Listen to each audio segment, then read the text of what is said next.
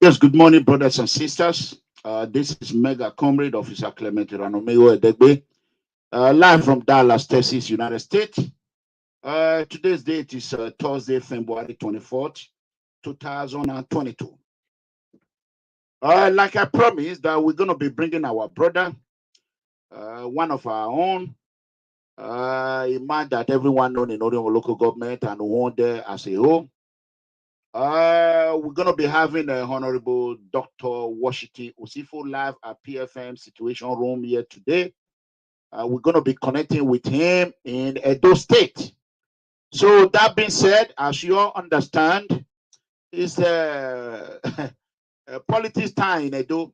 As you understand, there have been an issue that is going on in our state, whereby some Edo State House of Assembly were not inaugurated, and many other problems in Edo State. There's no better man to discuss this with us than our own professor. But in this broadcast today, we are going to be speaking broken English. Talk your own, make I talk my own. Abi, not be so. So, guys, I want everyone to share this video and notify everyone that is online that Mega Comrade is on live video. So that being said, let us bring our own brother, Honorable, or it's a honorable because he was not inaugurated, but however, we can still use that word, Honorable Dr. Washington Osifo. God bless you, brother. Hello, my brother. God bless Hello, you. bro. How are you? Can you hear me? Yes, I can hear you. I greet you. I do. How about it? We just did.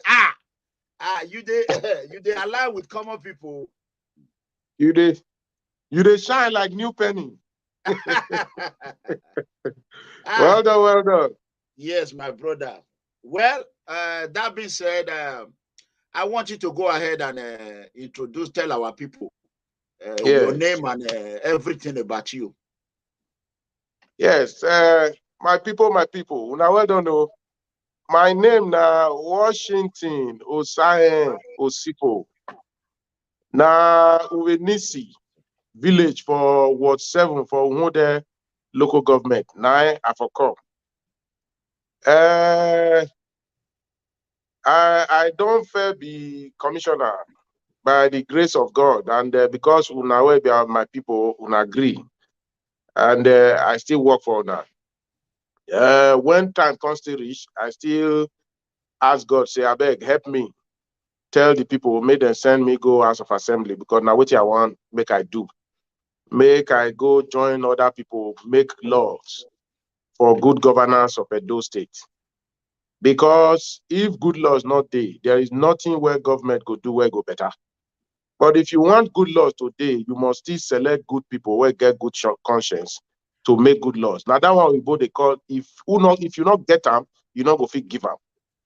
So for public office, I said okay, because of waiting God used me to, because no man go fit do them. I said God help you.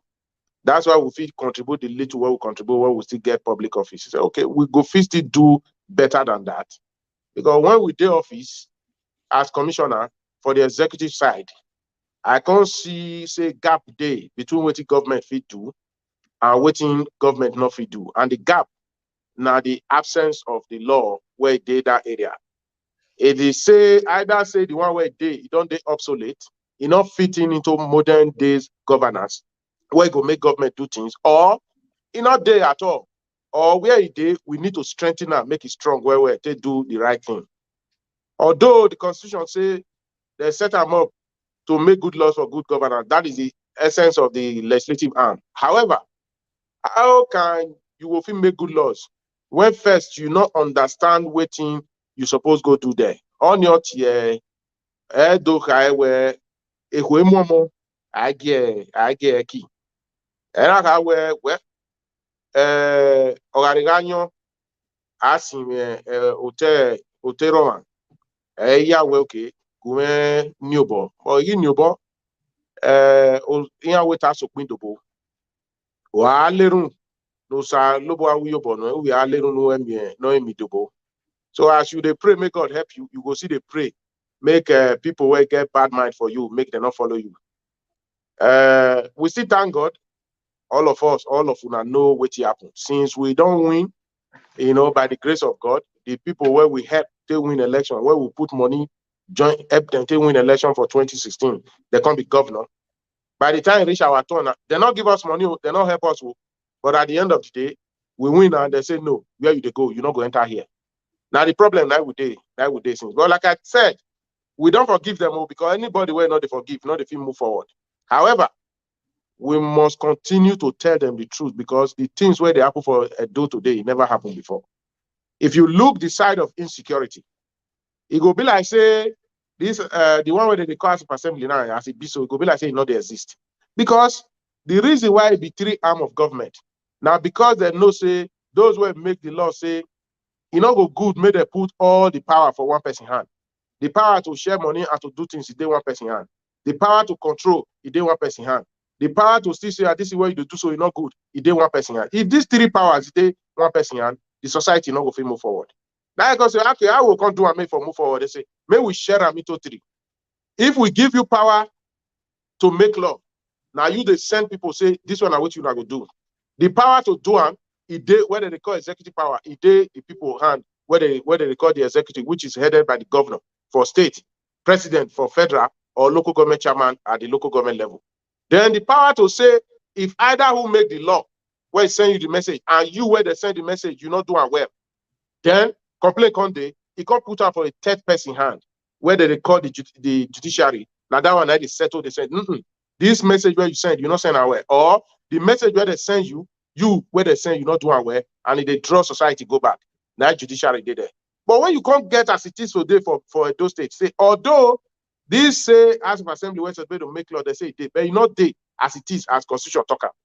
Because Constitution say for any House of Assembly to be called House of Assembly in Nigeria, Constitution say in section 91, the number must not be more than 40 and it must not be less than 24. Anything outside that circle, it means say the law not send. And anything what you not do as a person, if that number not reach, you do and say you don't follow the law. Now, the judiciary where supposed to talk put say, what you know they do so not good though. They don't close their eyes as if they know they see what they happen.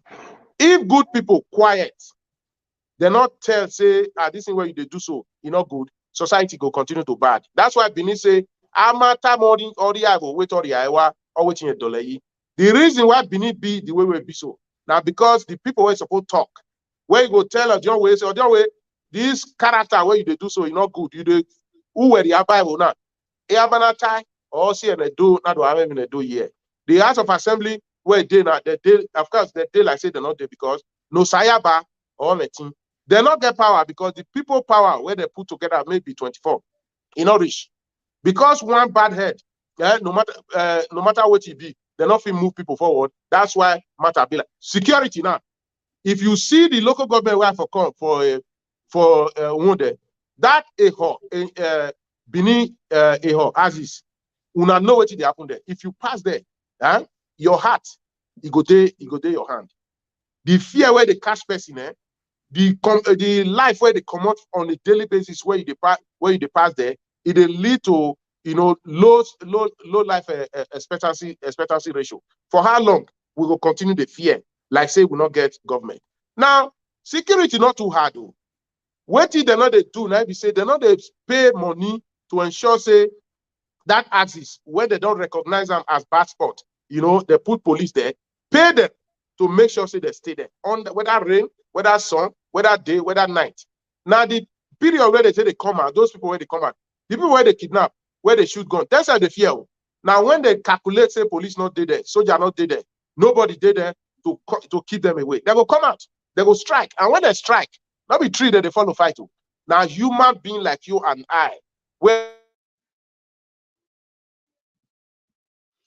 Okay, I think we have a little bit of network difficulty. I want everyone to go ahead and share this video. The people of Oriomo and Uwonde, get ready. We have our own Professor Honorable Professor Washington Osifo is here, Dr. Osifo. So we're having a network breakdown. They're going to put it together. I think so it has a lot of fans here. People are saying, oh, proactive leader. That is true.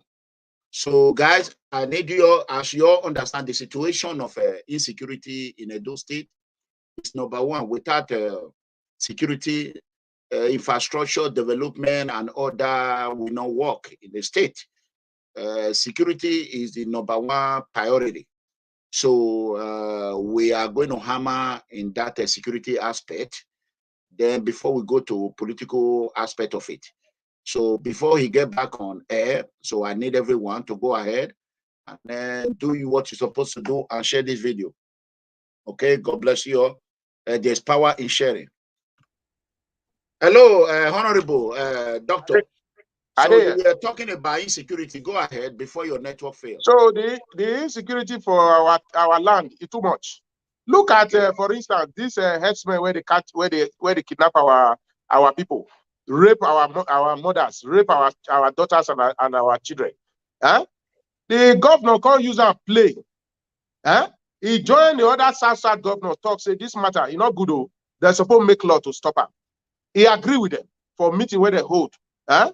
They hold one for East, they hold another one for South, particularly in River State. He agree with them. Those ones don't do their own. When it comes time to do his own, he back out, he not do again.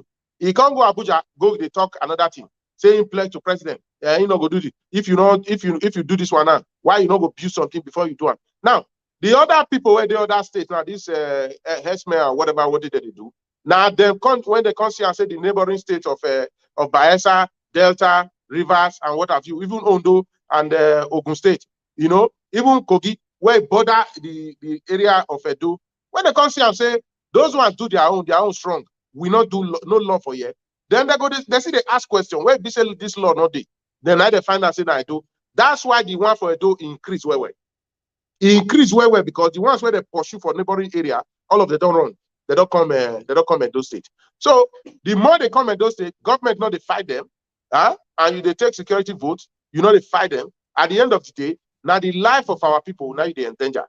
And now, for instance, for a government where it talks say, well, in like to encourage investors, foreign investors, or they talk about that there is no society that can develop or thrive in an atmosphere of rancor. The foundation of development now peace and prosperity the past come. When the people believe that they not fit come here, come invest, because security not there.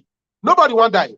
Investors, the foreign ones or local, wherever they come from, you must first be alive before you can invest. Now, in the process of investment, now you defeat empower your people because there will be employment. If the raw materials they come to buy, it's either direct employment or indirect. If they come to buy, which they buy raw materials here, you know. Now agriculture, now what they do. If these herdsmen go to attack our mothers, kidnap our fathers, where be farmer, you don't discourage them. The little area where they get money, you don't get that. Now that farm, now they bring supply to market where they sell the products where they sell. If they not fit sell, what it means is that you don't their financial base, you don't destroy them. If you destroy them, there will be poverty in the land. There will not be employment generation. Now, at the end of the day, crime and criminality go increase because one thing where the mind of every human being where God create. Now, what they call survival instinct. Now, beneath the talk and say, you know, by the time you come think and say you want to survive, but food not there, no water, no future, nothing. Anything where your mind tell you, you become very vulnerable and you will come be instrument in the hands of the devil. That's why the devil, he said the idle mind is the devil's workshop. A man where don't get work. Where one work, but kidnappers go to warrior for fun. Yeah? They kidnap him, mama, they rape him. They kidnap him, papa, what happen? How you going to make you survive? He go, if he might tell and say the next thing to do now to enter crime and criminality, it becomes now police, now with police, now go to fight the battle. There is no way, anyhow you sabi shoot reach. You not go fit sabi pass the people where they train, where government spend money to train. And when they don't provide money for you, say, go take care of this and maybe you fight these people, but rather you don't encourage our people. You go to build prison, pent prison. According to one musician like that, he said, all they know how to build is to build prison. Any government where they build prison, they invest for agriculture. you know, they invest for security and safety of the people. If they discourage that kind of government, they discourage investment. No matter the prison wall where you build, the truth is that crime and criminality go continue to go up. That prison go full. It will come be liability to you, if you maintain them again. What it's good to build prison, yes. But before you build prison, make sure you build things where you go make sure, say, crime not continue, criminality not continue. Otherwise, why you just sit down? Even the healthcare program, not good. Security, not there. Job, not there. But instead of investing in all these things, you go to plan to go to fortify and build further prison. Come Pentown, like I said, a 5-star hotel. Who you want to put there? Our people. Who you want people? Which people you want to put there? Our people. Who you build this prison for? You never invest so much in school. You don't invest in agriculture. You don't invest in healthcare. The hospital where you face the prison, you don't turn them into public.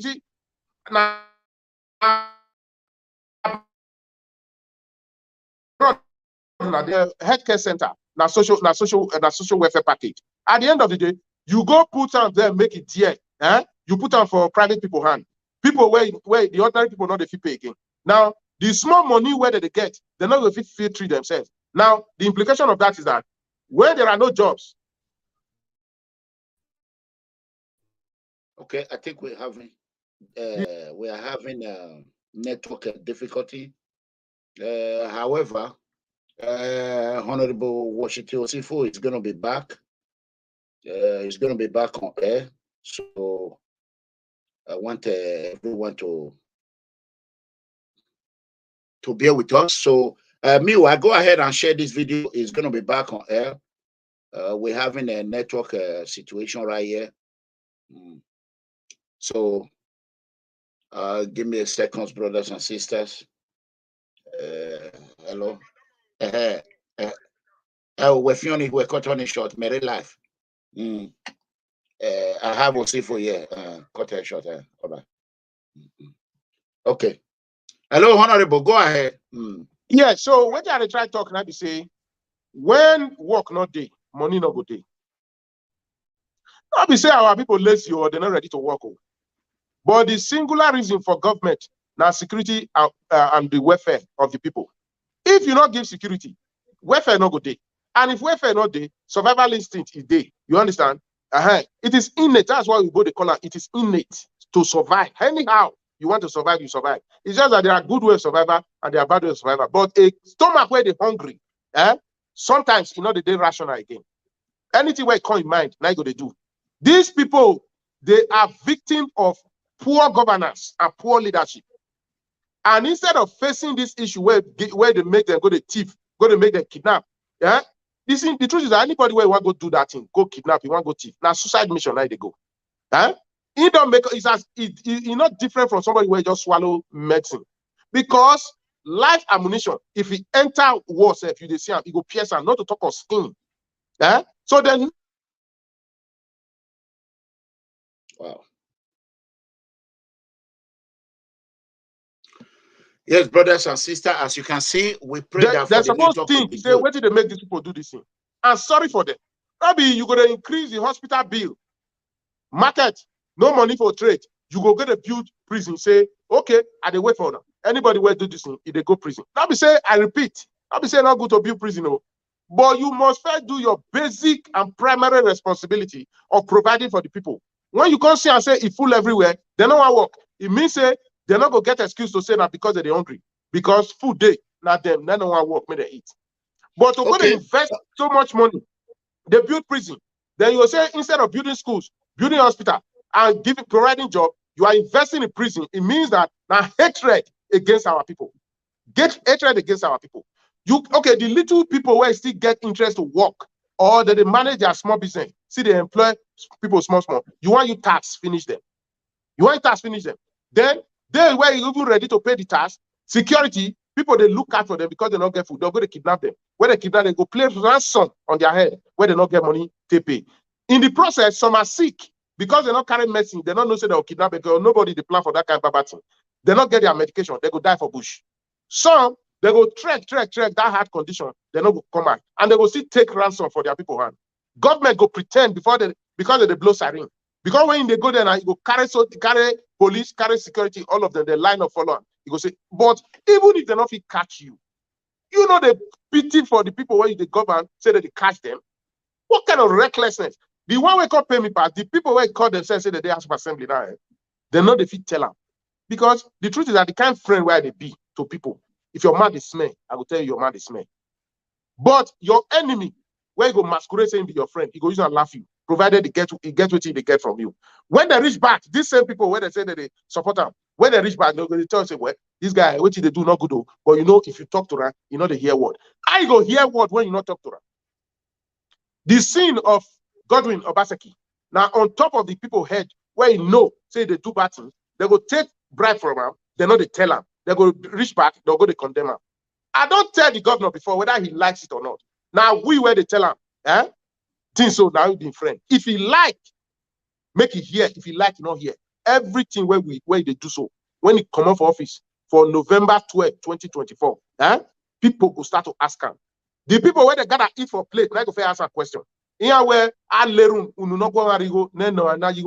when those people go ask him, now he go come say, even you, but you go down too late at that time.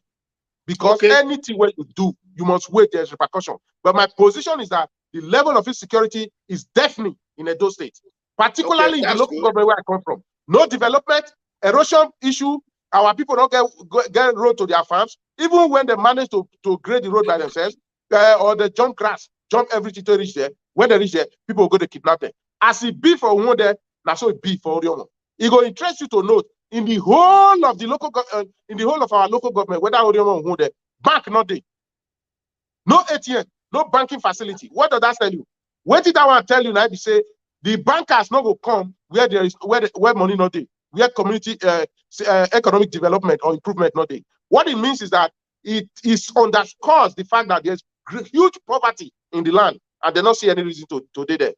If my people want bank now, they go come Ikobaka local government where get boundary with Enya, that where they go to do their transaction. Or they pass Guinness side come, you know, they go the same Ikobaka, go do what they want to do. For how long? For how long? You kidnap our women, they rape them. They kidnap our sons and daughters and our fathers, they kill them. Then poor work not there, road network not there. At the end of the day, it is a shame. Now, shame. Now, this same matter, now every problem between me and Godwin, the governor of Edo, he knows, and I will continue to tell him the truth. Not being send me where they so. Now, my people, the good people of Mwode, I send me. Me vote for Rambo, he not vote for me. Me, as governor, I vote for him. But as candidate of my party, the All Progressives Congress, for the last election for House of Assembly, I not vote for him. I recall one communication where we get.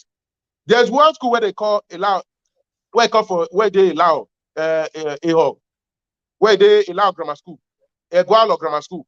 Now, that primary school where they Egualo also, when I want contest election, I don't get ticket, but I never win election. But you know that time and that time where people tell they lie, politicians lie, because they want to get your vote. At the end of the day, they tell me, say, I beg, just when I see the school, I say, man, this school is bad. Yeah, we do these things rich when we do education. No one government finish up. We did our best, you know, for our people across the state when I was commissioner for education. Now, I tell them, I say the former school where they call St. Kizito, where it can be Egualo grammar. We, the Edo government, when I was commissioner, invest so much into them. Like when you see how much my brother started it. But when I came on, I can't see and say we can't develop them. Then we can also enter partnership with Central Bank of Nigeria. You don't hear me? That Central Bank can invest so much money. We invested close to 500 million. As a Edo government, Central Bank also invested so much in that place. Over 1 billion was spent there. Then all we agreed when I was commissioner, I recommended to that institution for government the proper thing to do. The proper thing to do now to make sure say we upgrade them because it don't too big past secondary school. May we upgrade them because hostel facilities there, lecture theater there, everything, the facilities, everything there. May we upgrade them to make a branch, a department of one of the departments for Abdusali University, so that it go develop the town. Education, now they develop area. Now education, the same education, now develop this school where we just when they have university. Now can develop that local government. May we still do our own like that, make it better. This man, he talks say when he come, he go do it. Now there, as he be so now we see it. Now grass don't fall everywhere. Now the primary school were near him for Egualo primary school. I say, look, may we build this place. May we into where we go for our children because the walls don't fall. Since government has got continuity, now we take campaign. Now your turn to do this. He say, before man and God, the reply will give me. He said, Washington, you never even enter House of Assembly. You don't worry me. You don't worry me. Huh? Just tell them, say we go to one. You don't know what to tell them. I say, look, me, I don't fit deceive my people because the truth is that politics will come and go. I will continue to be with my people. I don't fit deceive them. Now, okay, this right, man, honorable. What you will not like about me, you don't know say I get God to speak truth to power. Whether I enter House of Assembly or not, now God give me ticket and the people voted for me. He say he not go agree make I enter because he say I go challenge him. He say we go impeach him. Why a man where people never enter office, you don't plan, you don't think say they go impeach you. What do you do where we not know, where make you think say we go impeach you? Me, for one person not to talk true, I not fit. That's why I sacrificed me, say I not enter there. Now we did since. But whether he likes it or not, whether we enter there, we not enter there, God, this matter will give us, so he will continue to protect and maybe we talk to the world. We know what we for do, how which we did have that house. And if they pain us, say this man not let us go. May we go to the work where we're supposed to do to our people. For every time they kidnap somebody for that by local government, whether they pass there or not, now bad name, now they give my local government, now they give government, now they give government. Every time when they kidnap somebody, whether I want their son or want their daughter or want their, but so long as I'm a human being, they pay me. And nobody don't talk to government. Say government, House of Assembly never invite commissioner or police. Come and tell us why crime and criminality is going to increase for this state. Because House of Assembly never asked the governor. This security vote where we approve to you, where over 700 million. What do you use and do every 30 days? If that's inside that money, you even decide to put 20 million each for hotspots for across the local government of Edo State. I tell you, before you spend 200 million, there will be tight security in Edo State.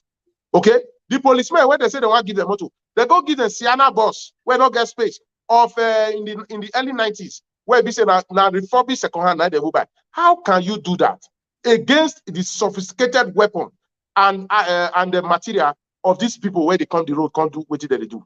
You see, and the police and soldier, now skin like you and I, now they get. They not be iron. Even if not iron, we know say AK-47 by the power we get, they pierce iron. Una know. They not get armor vest. They not get car. Where the cars are even, the rickety cars are even available, they not get money to fuel up. Now, if rain fall, we rain go beat them, we go drench them, they not get a coat, they not get a boot. When they fall, they'll go hide from near bush. So these people don't find out the best way to follow them and know when they did it and when they did it. They will come out like this animal, this bird where they carry, where they carry chicken. They don't carry human being like that. The next thing they go to fear. Oh, maybe still they alive, maybe not they alive. You don't guess with human life. It is evil to guess with human life. What did they pay me? Now say these people who call themselves House of Assembly, they don't turn themselves into slave of the governor. Talk, they're not the talk. But one thing I want to tell them, Sunday Orion, where join up. Meanwhile, no development in Orion. Crime and criminality, if they in the increase. Then they catch their people, then they kill them. They say not consign them. Whatever you do to the least of my brethren, that, according to God, you have done it unto me. When I was hungry, you gave me to eat. When I was thirsty, you gave me water to eat, to drink. When I lacked shelter, you gave me. He said on the last day, when I did this, he asked me, Lord, when did I do this for you? Because I never saw you. God now said, I will tell you that whatever you did to the least of my brethren, good or bad, you have done unto me. So whatever God doing and his government is doing to our people, he's doing it to God. And God will ask us questions. The people will ask us questions. And those must know that it is their right not only to vote, but it's also their right to ask questions when things are going wrong. That is where I come in. That is why I contested. That is why he stopped me, because he knows I have the capacity to speak truth to power. And that truth, by God's grace, we will continue to say it. Anyhow. All right. Thank you, Honorable Dr. Washington Osifo. That's good. You just time it out. It's about 30 minutes for you to coming here. We have a lot we're going to talk about. This is PFN Situation Room, where we discuss the situation of our state, politically, insecurity, infrastructure, and many others. However, I think we are getting an echo from there. Okay, it's better now. So what we're going to start from right now is we already talked about Edo State House of Assembly, but we are going to revisit that.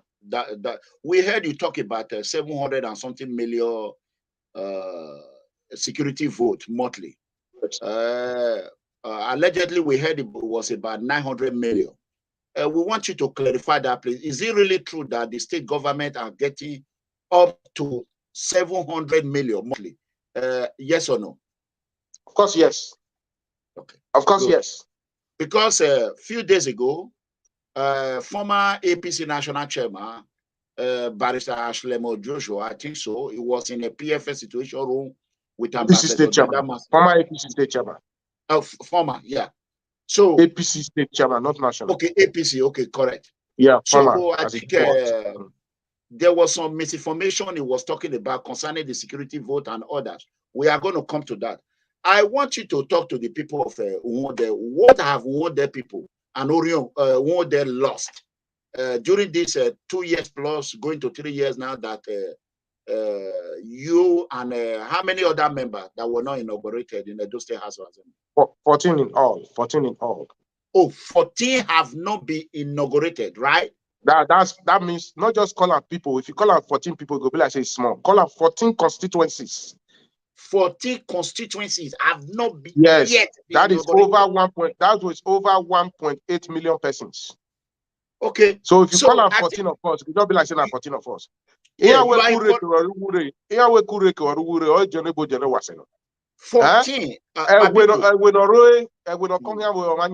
So the 14 of us are not there in our capacity. We are there representing the people. So it is better to call it 14 constituencies so that people will know that it's not just Washington, Christokaibe, and what have you. It is the 14 constituencies we represent. So it will make more sense to say 14 constituencies made up about 1.8 million people. That's what it is. Okay. We are going to ask, we are going to discuss, we're going to throw out some question about some facts concerning this. Let's hammer this aspect of House of Assembly. Let's talk about that one. I hope you have time. We budgeted about, we're going to talk for about an hour plus. There, people can call in if that is okay with you. Everything is in your hand. Okay. So, you are telling us now, Edo State House of Assembly, 14 House of Assembly members representing their constituency are not yet inaugurated. That is what you said. Yeah, 2 years and 10 months, climbing to the 11th. Okay, to your calculation, we know that you have been in politics. How long have you been in politics? Well, I've been in politics since the beginning of this dispensation, since 1999. Okay. I came into politics. Yes, in fact, I came into politics before 1999, if you must know. Okay. I was playing politics with the former member of the defunct Constituent Assembly, who was my in-law from Delta State, you know, Honorable Prince Echi Oge of blessed memory. You know, I played politics with Pere Ajua of River State, who is now late. I played politics with Dr. Kemsi Okoko of River State, University of Port Harcourt, you know, in River State. I played politics with all these people, and we navigated even the INC, you know, Ijo National Congress, you know, that also had some of us playing this politics together. We were traveling everywhere, playing politics everywhere. Okay. So even the then minister Orubebe, when he was, I was already in politics, playing Niger Delta politics before he became chairman of a Brutu local government.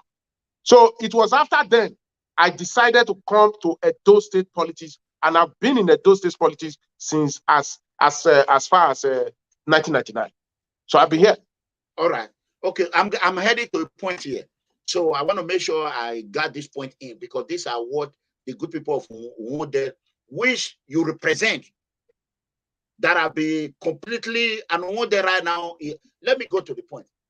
Out of this 14 House of Assembly member who were not inaugurated, can you tell us approximately how much equivalent to the development, how much are they losing monthly on each constituency out of these 14 in Edo State? Because if you are in House of Assembly, there are some, we call it pork, we call it pork here. So whereby you can draw the attention of the state to your local government on infrastructure, development, and many other things.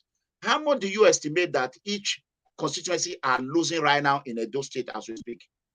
Well, as a matter of fact, that would be a bit difficult to just say, because there's no blanket rule to that. Okay. It can only be a fragment of what the appropriation law, which is the core budget. It's a fragment of it, because there is you cannot say, but you can only say to the extent that you are allowed to influence. If you were in the House, you will influence what comes into the budget, by pushing forward what you think should be done in your area at the place, at the point of, building the budget, as a bill, Okay, then when they are putting together, since it will eventually come to you can influence them and tell them, for instance, no road in my local government, no water, no light, no this, no that. You cannot tell them, okay, no hospital. What we need to do, we will need this. Then when you submit it, and they will quantify it in terms of naira and kobo, and put it in the budget as one of as capital project that they will do in your area. Then you will even continue to follow it up to make sure that while competing with other local government, they don't give the other local government a priority. That is why you have to be there.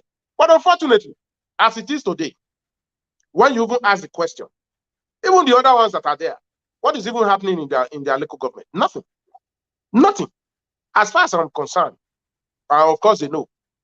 The issue of sharing the scarce resources, or where it does exist, is lopsided, heavily lopsided.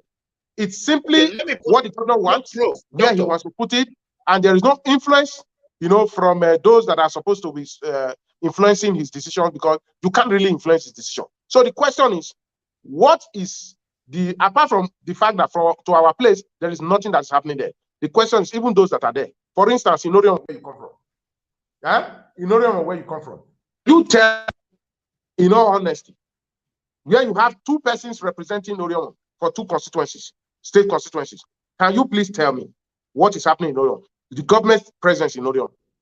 I will tell you, the major development that happened in Orion was done under the regime of Comrade Adams Ali Oshomole, where I, commissioner, and I joined in building schools, and I joined in approving the roads around the market and several neighboring areas, and at the Uronigbe area and all of that. I joined in the approval. You understand? Okay. Now, at the end of the day, why he said, that's good. We are coming to that, Honorable. I want to commend you on that. Where you, it's a little bit, you move faster. Anyway, you are a professor, so you are a little bit ahead of PFS situation room. We are coming about the school. I'm not a professor. I'm a PhD holder. A PhD holder. Okay. We are coming to the red roof. A lot of people don't know that you were part and parcel of Oshomole education infrastructure, what he built, the way he changed the system of school building in Edo State. A lot of people are not aware of that. We are coming to that. We want to thank you for what you did on that aspect. My point is that in Nwode right now, whereby the people of Nwode have been cheated by the state government who refused to inaugurate them, can we now tell the Edo people and Nwode people in diaspora who are going to watch this video, thousands of Nwode citizens, estimate of what they are losing in a month? I keep saying that. Can you tell us, maybe they are losing 100 million that could have been used to develop market or build a road or patching, anything, electricity, water project and others? Can you give us around, we don't want something, we want a number. Then what the people can say, this is what we are losing. Assuming the smartest way to answer that question would be not to just name a figure, you know, but we can be close to it by assuming that the budget, any financial capital budget that is in the capital provision that is in the budget is made to service the entire 18 local government of Edo State. Therefore, assuming without conceding, we decide to divide the capital budget by 18. By 18, okay? Then the fraction of that 18 will be what we necessarily get to 100. I'm talking about capital, not recurrent. Capital project. Okay. You understand? Okay. That will mean what you are supposed to use to build roads, to build schools, to build, to provide pipe and water, to create an environment, an environment for investment and all the whatnot. You know? I think he's having a phone call. Okay. It's all right. Hello? It's all right. Yeah, we can. Yeah. Hear so you. That 1 over 18, you know, will be, if you divide it that way, what is supposed to come there, you know, in a calendar year, because budget is a calendar year. If you put it together, you know, then it's not supposed to be less than 6, 7, 8 billion. Assuming that comes into it for 4 years. Yes, billion. Don't forget what I just told you. Let me tell you, the budget of Edo State each year, I am even being conservative with that number. The budget of Edo State each year, recurrent and capital, you know, has never been less than 100 billion for a very long time. Conservatively, whether the dollar rate or it has never been less than that. Now, what that does state to is that you can safely say that 1/18 of the entire budget is what belongs to us. No. So that number. This is my point. God bless you. This is where I was harming. I believe the governor is watching this video now, or he will watch it later. I personally share it to him. We want the people. You are hearing what is happening. Approximately, he just put it in a let's average. Let's say 6 to 7 billion a year. The people of Wode are losing for not inaugurating a person that you have voted for to represent Wode constituency. If you times 7 billion alone, times 14, where is all this money going? That is what we need to ask the state government. No. You know, you cannot times it by 14 because assuming that as a budget is a yearly, it's for a cycle of 1 year. Okay. A cycle of 1 year. Assuming 150 billion is the budget of Edo for that fiscal year. Okay. What it will mean is that it will be a combination of current and capital expenditure. That's what makes it up. Current will pay like salaries, overheads, and what have you, you know. But the capital is a provision made or a projection made, you know, for development, physical development, like roads, provision of pipe and water, medical facilities, or, you know, building of hospitals and bridges or whatever, where they do exist or do non-exist in Edo State. Now, what that means is that assuming without considering that 60% or even 50% of that 150 billion is what it is. 50% of it will be 75 billion. Now divide 75 billion by 18. And I say, the local government should be entitled, if not more. Because if you are talking about sharing formula, you know, then the sharing formula will come by way of population. And if population, you also talk about an environment that is of importance in terms of revenue generation. Okay, then you will talk about in terms of underdevelopment. They should come first, pairing together with Orion. Because if you develop, that is where we have the landmass. It's an agrarian community. We must not continue to banish it to that status of an agrarian community. Yes, it is good to be an agrarian community. But if you do not invest in agriculture, you cannot develop that area. We should expect that when you are citing industry, you consider the nearness to source of raw material. If that is the case, if you see us as an agrarian community, then invest in agriculture. If you invest in agriculture, processing plants, agricultural processing plants will rise and increase in that area. When they increase, they will employ our people, our children. They will empower our farmers. They will empower our whether our mother, our father, and the market will boom. When the market booms, it will encourage bankers to come and situate their facility within that neighborhood, because there's a lot to bank there. When that happens, our people will be better economically. When they are better economically, they will smile to the bank. And when they smile to the bank, crime rate will decrease in that area. When it decreases in that area, they will sleep well. And when they sleep well, life expectancy ratio will increase. And when life expectancy ratio increases, the investment on health facilities like hospital will decrease. Because if you do not visit, if you are well, you will not need to visit medical facilities. If you don't visit medical facilities too often, then the equipment will not wear off. And if it doesn't wear off, there will not be need to continuously invest in it. So it will only be wise that if we want to live a healthy life, if we want to de-escalate the tension that we build on, that we impose on public facilities, particularly health, the first thing to do is deal with the issue of economic empowerment, which is derived only from employment. If there's employment, like I said, your take-home pay will be able to take you home. And when it's able to take you home, your worries will drop. And when your worries drop, your health, your immune system will improve, your health will improve. And when your health improves, then the pressure on medical facilities will decrease. And when it decreases, it will lead to savings on the part of the government. When it leads to savings on the part of the government, there will be more investment in other sectors of the society. That's exactly what it is. That's exactly what it is. So government must put his head down, cooperate with the people, have feelings for the people and the fear of God. And those in government must have capacity and ability and courage to speak truth to power. Because like I always tell them, whether you like it or not, as long as there is a day of an entrance date, there's also an exit date.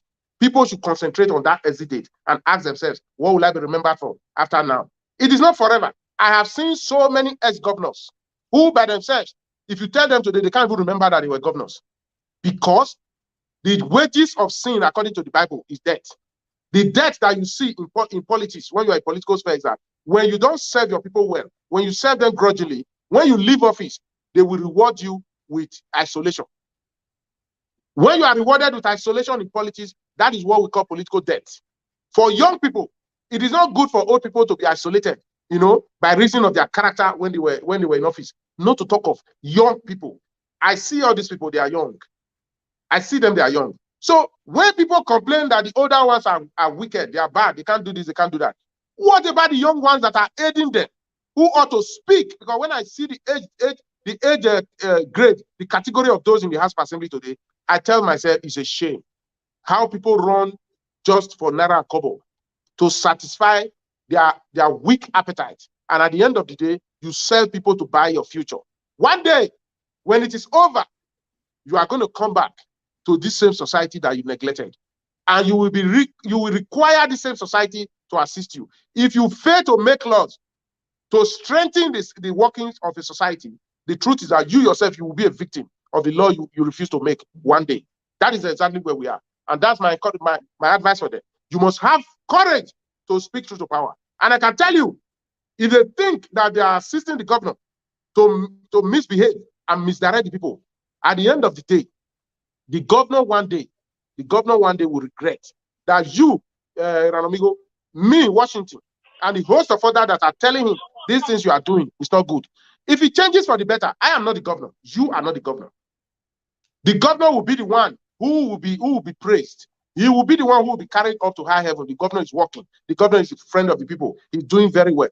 Now, a governor that was rewarded with the kind of massive vote he got in the last election, the question is, should he not reward the people by doing well? Is his conscience not naturally, there's a natural imposition on his conscience. It should be like that he should reward the people, not with thank you from the lips, but with works on the ground. That is where it's failing.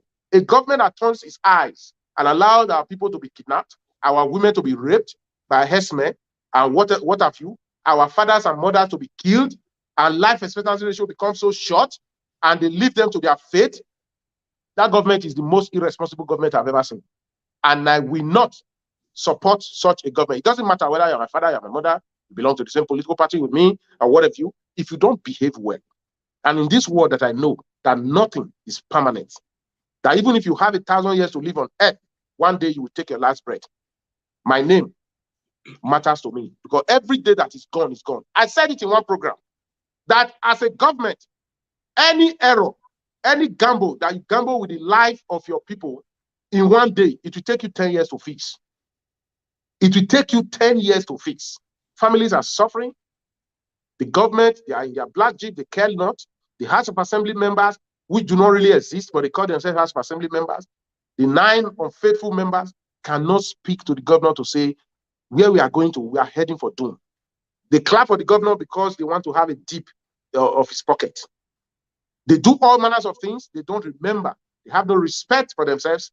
They have no respect for their family. They have no respect for their constituency. Nothing whatsoever is going on. And for Marcus,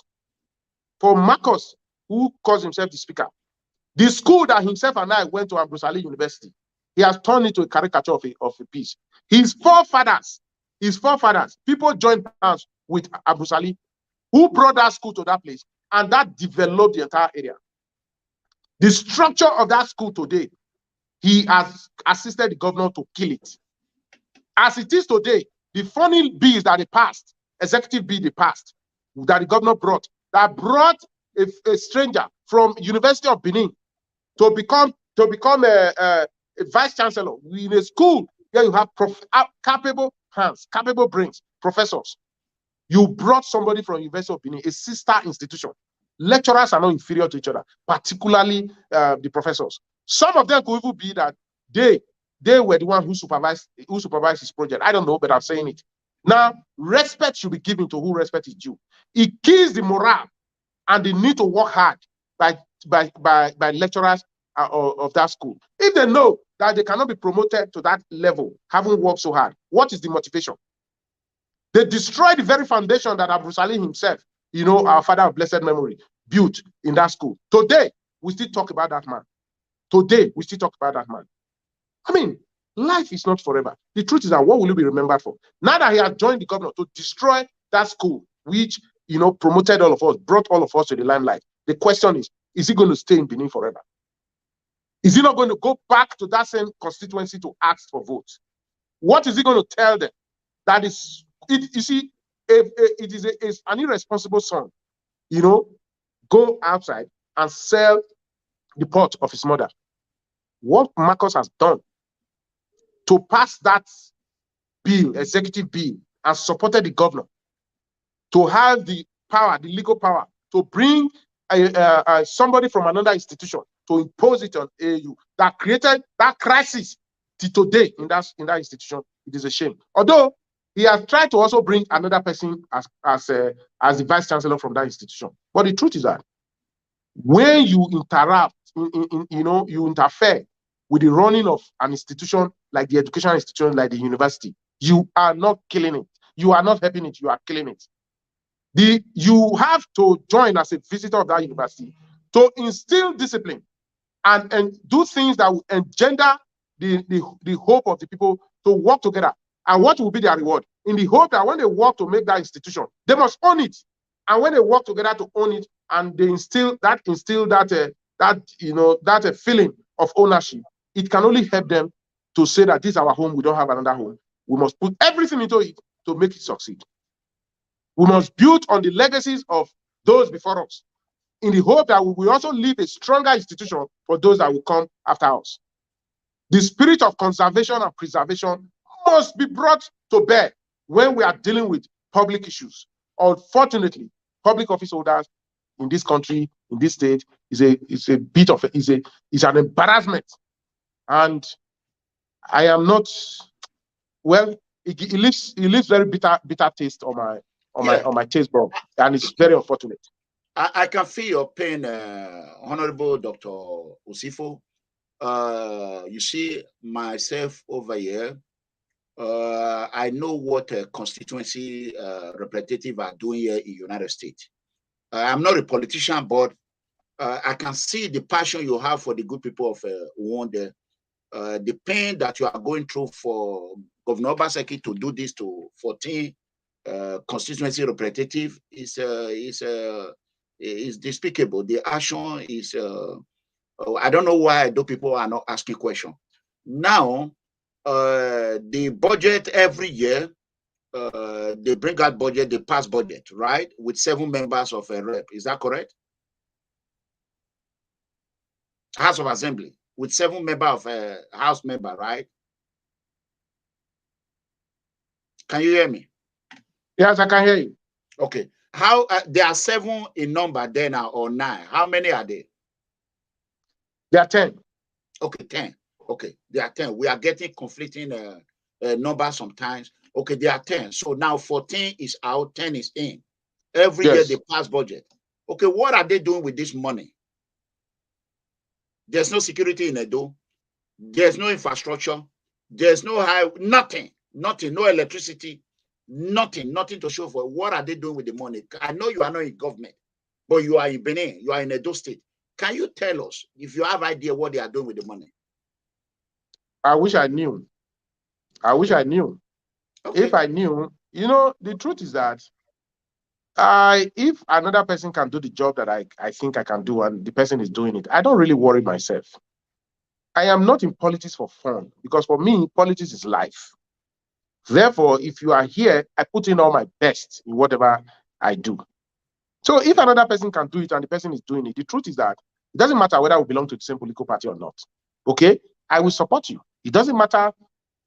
You see, I have an advanced spirit of fellowship to all and malice to none. Okay? But when I see things that are going wrong, I will tell you. It doesn't matter whether you're my twin brother, you're my mother, you're my father, I will tell you. Because if I don't say it, I have children. My children will have their children, and their children will have their children.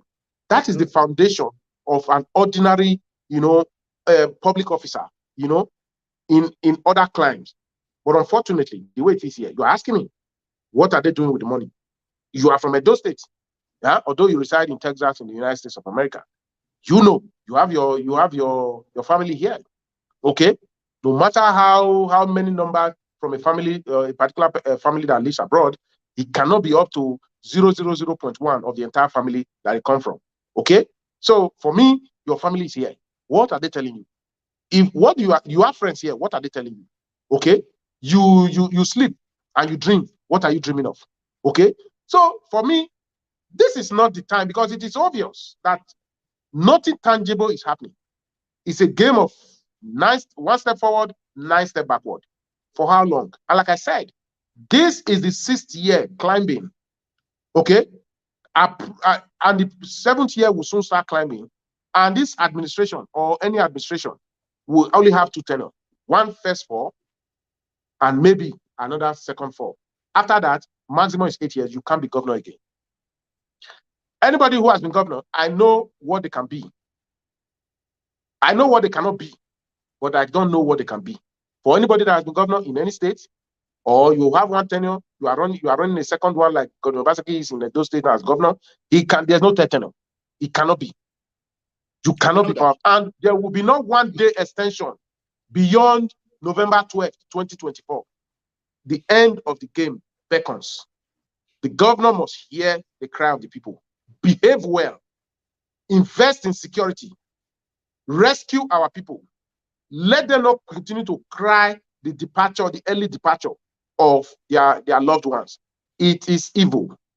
A government that sits and does nothing about the welfare and security of the people, that government is not offending the people alone. It's offending God himself. And like I said, there is a day they call Judgment Day, and that day is called 1 day. Okay. Honorable Osifo, a couple of days ago, we have a lady here who her mother was beheaded by Fulani herdsmen. I know you are not beheaded. Beheaded. She's dead. She was crying on live video here, and we are going to be bringing the chief Edo State Vigilante Aruna is going to be here on Saturday. We are going to be discussing about this insecurity. Now, I know a lot of wounded people, they want to call in, they want to ask questions, they want to, whatever they have seen, they want to do that. We have a lot we need to cover, but we are going to skip it. If governor is watching you now, which I believe is going to watch this video, or if he's not watching live right now, what will you tell him? From there, we will start picking up phone calls in order to expedite this situation room discussion. What is the message you want the governor to hear from you? Go ahead. I will tell him to remind himself of the reason why he presides today as governor over the people of Edo. His constitutional responsibility is to provide security and welfare for the people. That is his first mandate. That mandate will give birth to other good things. If anything is failing, it is because he has failed in those two areas of providing security and welfare for the people. It is lack of welfare that encourages crime and criminality. And it is in an attempt to respond to what is innate in human being, which is survival, that human beings will do anything to survive. And in the process, security situations are heightened. And our people, both the victim and those that are perpetrating the crime, they die in numbers. It is not a good sign. It's not a good sight to see that young men are either killed by the restless bullets of the security operatives, like we saw a few weeks ago when 3 able-bodied men were cut down, their lives cut down by response of these armed security men. You understand? They killed them because those ones were on the road trying to kidnap, and indeed they have kidnapped several persons and also killed those ones. This is a society of blood for blood. Look, the world is used to be a global village, as it were, okay? But today, it is now a global hamlet. And you can access information at your fingertips. There is nobody who wants to come and invest in business in Edo State that will not want to know what is the security report. You as a governor may give security report, but they are at liberty to go to take it further, to do their own private investigation and findings. If their findings are not in consonance with what you told them because you want them to be here, they will advise themselves. You don't need to advise them. I am sure this is the reason why people will say so many MOUs, no actions to follow. When they come with the intention to come and invest here, but they sign MOUs, they go do their private investigation to see how safe that society will be. Their embassies will advise them it is a no-go area. When you say it's a no-go area and they have pictures or whatever to show for it, the crime, the killing, how life has rendered in, to nothing or what have you, nobody's sure of the next minute, they will advise themselves. What is the need investing when you cannot have return on your investment and you may even lose your life? What is that? They will not come. They will go to other claims that is safe. You cannot guarantee them. Even if you give them all the soldiers in those states, okay, they are working in an atmosphere of fear. Okay, the presence of military hardware does not guarantee security. It only shows that there's tension everywhere, and that is enough to discourage people. What can guarantee peace, prosperity, is the absence or near absence of crime. When crime is not there, then I can leave my window open as it used to be and sleep with 2 eyes closed. But when you close your eyes now, you are not too sure who will come and invade even your home. Not to talk of being on the street. You want to go, you pray. God is not a wicked God.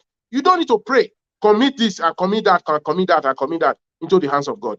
God has given you everything, to be successful in life, to be peaceful in life, and all of that. But the absence of good leadership is what is making us put too much pressure on God. They cannot collect our security votes and pretend that we don't have the right to be secured. They cannot collect our money from Abuja and pretend that we don't have right to develop our environment. They cannot turn their blind eyes to men of these wicked men they call herdsmen or whatever they call them, or the kidnappers, kidnap our mothers, kidnap our brothers, kidnap our sisters, and send them to the graveyard, which they were not ripe to go to. Everybody, as it is today, you are holding your boarding pass. You don't know when the plane is going to come. That in itself can cause a situation of low life expectancy ratio. Is that you live in fear? Life is not supposed to be lived in fear. You, in a society that is sane, you can guess your lifespan. If you don't, if nothing cuts it down by bullet, by the restless bullet of these wicked men, or they call kidnappers or headsmen or what have you, and you know that the medical facilities are good, you can go there when you are not too fine, and you don't find a place where the hospitals are empty. The doctors, no training and retraining. Even the Haruna you talked about. Haruna is a good officer. When I was commissioner, he was ADC to the former CSO to the former Governor Adams Ali Oshomole. Fine, gentle officer. But do you want him to cut his fingers because he's the head of the vigilante group? You want him to cut his finger to provide security? Look, Haruna is able. He needs to be enabled. He does not have. Haruna is not a magician. Listen to me. Haruna is able. He needs to be enabled. I know him. He's a fine, gentle officer who knows what to do if only he's empowered. If you don't empower him, what do you want him to do? You give him responsibility, no office. Yeah? No empowerment. You give him responsibility, no empowerment. You want him to kill himself? Is Haruna not a human being? What is the strength of firepower of Haruna? Does he even have a nice vehicle? Can Haruna himself pursue whatever? Even the vigilante, what is the strength of the arms and ammunition they carry against a superior firepower of these merciless people? So for me, we just have to say it the way it is. Don't bring Haruna to a place where you embarrass him, because what you want him to say, he will only come and try to defend the government. But I'm telling you that the Haruna that I know is a fine officer, intelligent, bold, courageous. But that's why I said he's able, but if you don't enable him, he cannot do his job. No matter how good a man is, if you don't enable him, he cannot do the job. If you are a farmer, you need the farm implements to do the job. If you don't have it, you cannot pull the grasses with your finger. Otherwise, you too, you become a victim. Okay. God bless you, Honorable Washington Osifo. God bless you. We are going to open our phone line in about 10 minutes. The way we do it in the situation room here, the people of one day are going to be calling you. Probably they're going to ask questions, and we see a lot of flyers. Before Destiny admin, go ahead and put a number on the screen. Put it right there, put it on the right up, then people can call him on it. People have been calling in since. That's why you see sometimes I mute it and talk to them. So that is on that one. We saw your flyer that you are running for House of Representatives. Can you tell us a little bit about that?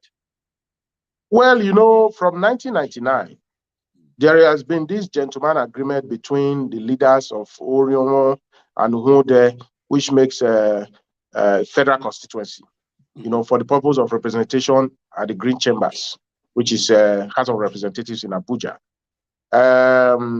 In 1999, our father, a very pragmatic gentleman, His Excellency, Dr. Pius Ibrahim Idubu, from Oriomo, was the first to represent the people of the federal constituency at the Green Chambers.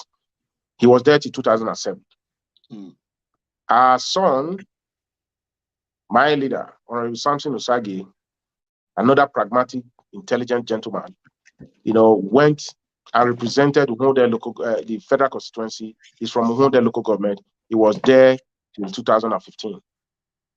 At the dawn of his regime, my brother, my leader, and my friend, Honorable Patrick Asowe from Orion, again stepped into the great shoes, and is there today representing the good people of Orion and Uhunde in the federal constituency. Now, you will recall that this arrangement is due to the unwritten understanding between the leaders of Uhunde and Orion. Don't forget, Oriomo used to be one local government that also included Uhunde. That is to say, whether we like it or not, it doesn't matter that this is Oriomo, this is Uhunde. You may have cut it on paper, but the truth is that in spirit, they are one are the same. Correct. I can call myself an Oriomo man, okay? I can also call myself an Nwode man because the original place that we come from is Oriomo. So Oriomo leaders, as it is today, are responsible, are reliable, are pragmatic, just like Nwode leaders, and that is why they have been able to move together. You know, a scenario happened in the wake of this last 2019 election, where somebody from Nwode was contesting under our party against an Oriomo person. Now, the leader of Nwode, led by Honorable Charles Dausa of APC, and our other father, Chief Owe, Okay, Honorable, please, we are sorry. That is how we do in the situation room. Let's pick up the first call. I think, hello, caller. Hello, can you lower the volume? Hello, caller. Hello, good evening, sir. Yeah, please lower the volume, the one you are using to watch me. If anyone want to call in, lower the volume, the one you are using to watch me. Your name and where are you calling from? Okay, I'm calling from Nigeria, Edo State. Okay, go ahead. My name is Orenharino. Okay. From Mumbai South. Okay. At the local government. I live, my honorable sir. Yes. Yeah. How are you? The kind of person who you are, your calmness, the erudite nature, is that I want you to tell the public or let them know. These propaganda and rumors will be showing up and down that they gave you House of Assembly, you neglected it and snubbed it and went ahead with your godfather. Please, kindly enlighten us so I will be aware and enlighten the public so they will be aware that that information is wrong and is baseless. Please, I want to hear your view, sir. Okay, he's going to talk about it. He's putting it down. He's going to write it down. Let's pick up the second caller. Okay. All right. Hello, caller. Your name and where are you calling from? Hello, caller. Hello, good evening, sir. Yeah, your name and where are you calling from? My name is Sami. I'm calling from Belgium. You are calling from Belgium. Okay, go ahead. Yeah, thank you very much. Honorable, I want to thank you very much for coming. And please, I want to ask you, you've made your intention known that you want to run for the House of Rep or the stroke constituency. You are a very vibrant politician. I knew you way back from Urelu, and I know you very well. I know you are a student. Please, sir, I want to beg. You are vying for this office. I know you are a very articulated, vibrant politician. Please, the same mistake that happened in the Judicial Assembly, I don't want it to repeat itself again. Please, sir, I love you from my heart. You are second deco. I know when you get there, you change the narrative. We love you from our heart. You are a vibrant man. Please, work with the masses and God will bless you. I've been watching you. I love you so much. And I also thank Mega Government. God bless you, sir. May God bless you. We appreciate your good work. Thank you, sir. Please, by the grace of God, God will take you there. But put the masses at heart, and may God bless you as you do so. Thank you very much, sir. God bless you. Okay. God bless you. Okay, we have. Do you want to go ahead and answer that one? There are more calling in, or yeah, let me just respond to that. Reno from Nwode, you know, he wants me to clarify on what.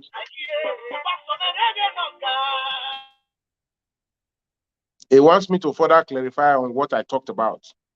You know, he said some people said, "Oh, you stayed away from inauguration and all of that." You know, the truth is that in politics, there are a lot of misinformation, and you know, the governor. And what I want to tell our people is that: is it possible, really, to put yourself up in a contest where you spend your money, you spend your time, you spend your energy, you took risk for over 3 years. You contested with people from the same political party, which they call intra-party election. There were very good, reliable, you know, intelligent people, qualified people as yourself, if not more qualified, just to be modest. At the end of the day, God gave you victory and you got the ticket of your party. The people supported you. Fine. You don't take such thing for granted. First, it is your money. that you are bringing into it. You went ahead of there. They have given you, that's the position of trust, okay? Fueled by your own finances. Then you go into it. Nobody wants to go into an election, to lose, because it's very painful. Now, you went against political parties and in an inter-party election. Now, spent your resources and God gave you victory. And you were looking forward to, inauguration. But at the end of the day, this is why I said, when you are praying for God to bless you, also pray that people will not be there who will follow you to say you must not go there. They'll drag you down. That's exactly what happened. I couldn't have spent my time, my money, my energy, and the risk for over 3 years for a race like this, and I will say I don't want to go for an inauguration. That's madness. It cannot happen. Now, okay. But what happened was that when the governor did what he did, and he made a preference of these few persons, if the governor did not want to, okay, the thing I will say is that anybody who says Washington left that position, he ran away, he didn't want to come. I think it is better to put it that way. What happened to Washington will happen to them. Let them say amen to that, if they will. So, but they played politics with it. The governor, who did inauguration at night. You asked the question just now, why is the dope people? Why are they not talking? Okay? Because, okay, why were you in a hurry? An inauguration that was done at 9:30. Let anybody tell me from any family of the 10 that they inaugurated, which of them was there when that inauguration took place at night? What were the reasons for having inauguration done at night, at 9:30, at night? That is to say, it was done to prevent certain persons from having access to that inauguration ground.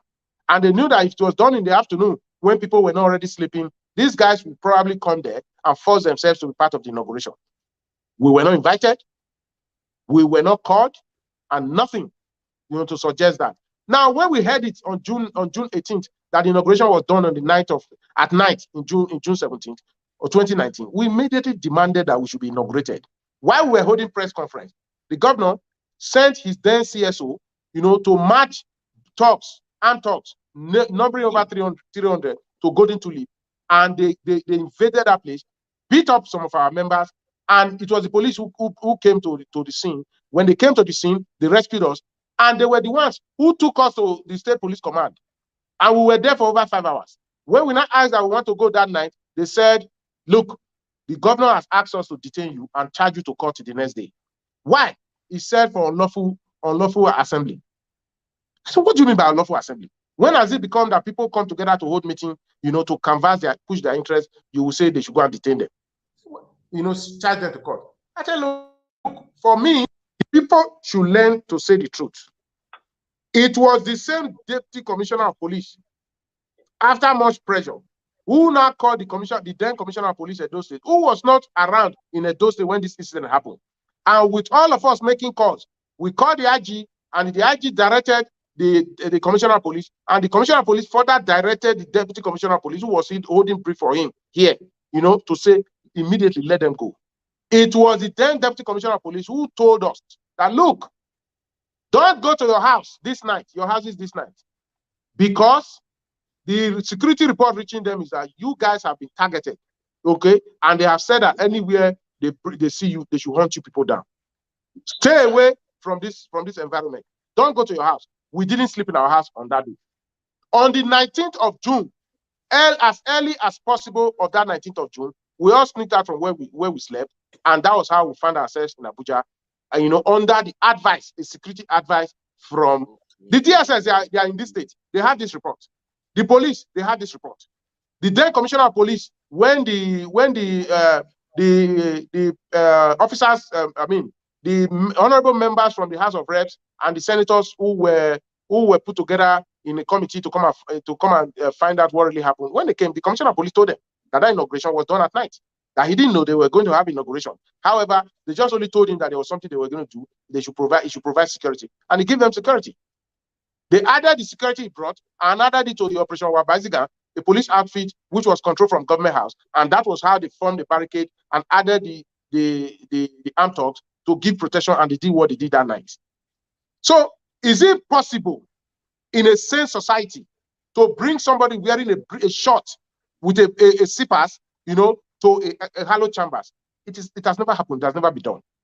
Now, we went to court when the president spoke to him to say, let this spoke enter. His colleague, Governor Lalong of Plateau State, spoke. The Fayemi of Ekiti spoke. The Kaduna State Governor spoke. Ganduje of Kanu spoke. The Senate President spoke. The Speaker of the House spoke. He refused. The NWC of our party spoke. He refused. Even Dan Obi, God bless him, Chief Osi Dan Obi, great man. I have tremendous respect for that man, irrespective of a different political party. Irrespective of 14 of us were off from the 24 of us, including the governor, were all from the same political party. He condemned that act. Until today, if people thought that he condemned it because he belonged to, then the governor was not in his party, till today, he still condemned that act. He still condemned it, that this is a society. A society will triumph and be stable if all men of good conscience rise up to speak the truth. Now, we went to court. The governor is saying that he didn't stop us from being inaugurated. But the question I asked, the logical question I will always ask is, if you didn't stop us from being inaugurated, you wanted us to be inaugurated. Okay, we are in court. Why are we in court? We are asking that the court to help us to deliver judgment and tell you that you should allow us to be inaugurated. That's our matter in court. Now, what are you doing with us in court? Why is the court unable to resolve it? Because you are holding your ground to say that you will not allow us to come. So you joined issues with us. That's why we are still in court. Assuming you didn't join issues with court, when we took you to court and you came to court either by you or by your representative to say, no, there's no issue here. I'm not holding them. I didn't say they should not come. My lord, even right now, if they want to follow me, they are free to go and be inaugurated. I tell you, that same day, the matter in court will be struck out to say, go back and be inaugurated. There's nothing like that. Rather, they are bringing all shenanigans, breathing on the neck and shoulder of the judiciary in Edo, who themselves, are lame duck as it is today. They don't want to do anything. President Buhari once said it, that the problem of this country, can be situated only on the doorsteps of the judiciary. Truth and justice is now elusive. We wrote to the NJC and also the CJN of this country. As we speak, we have not heard anything.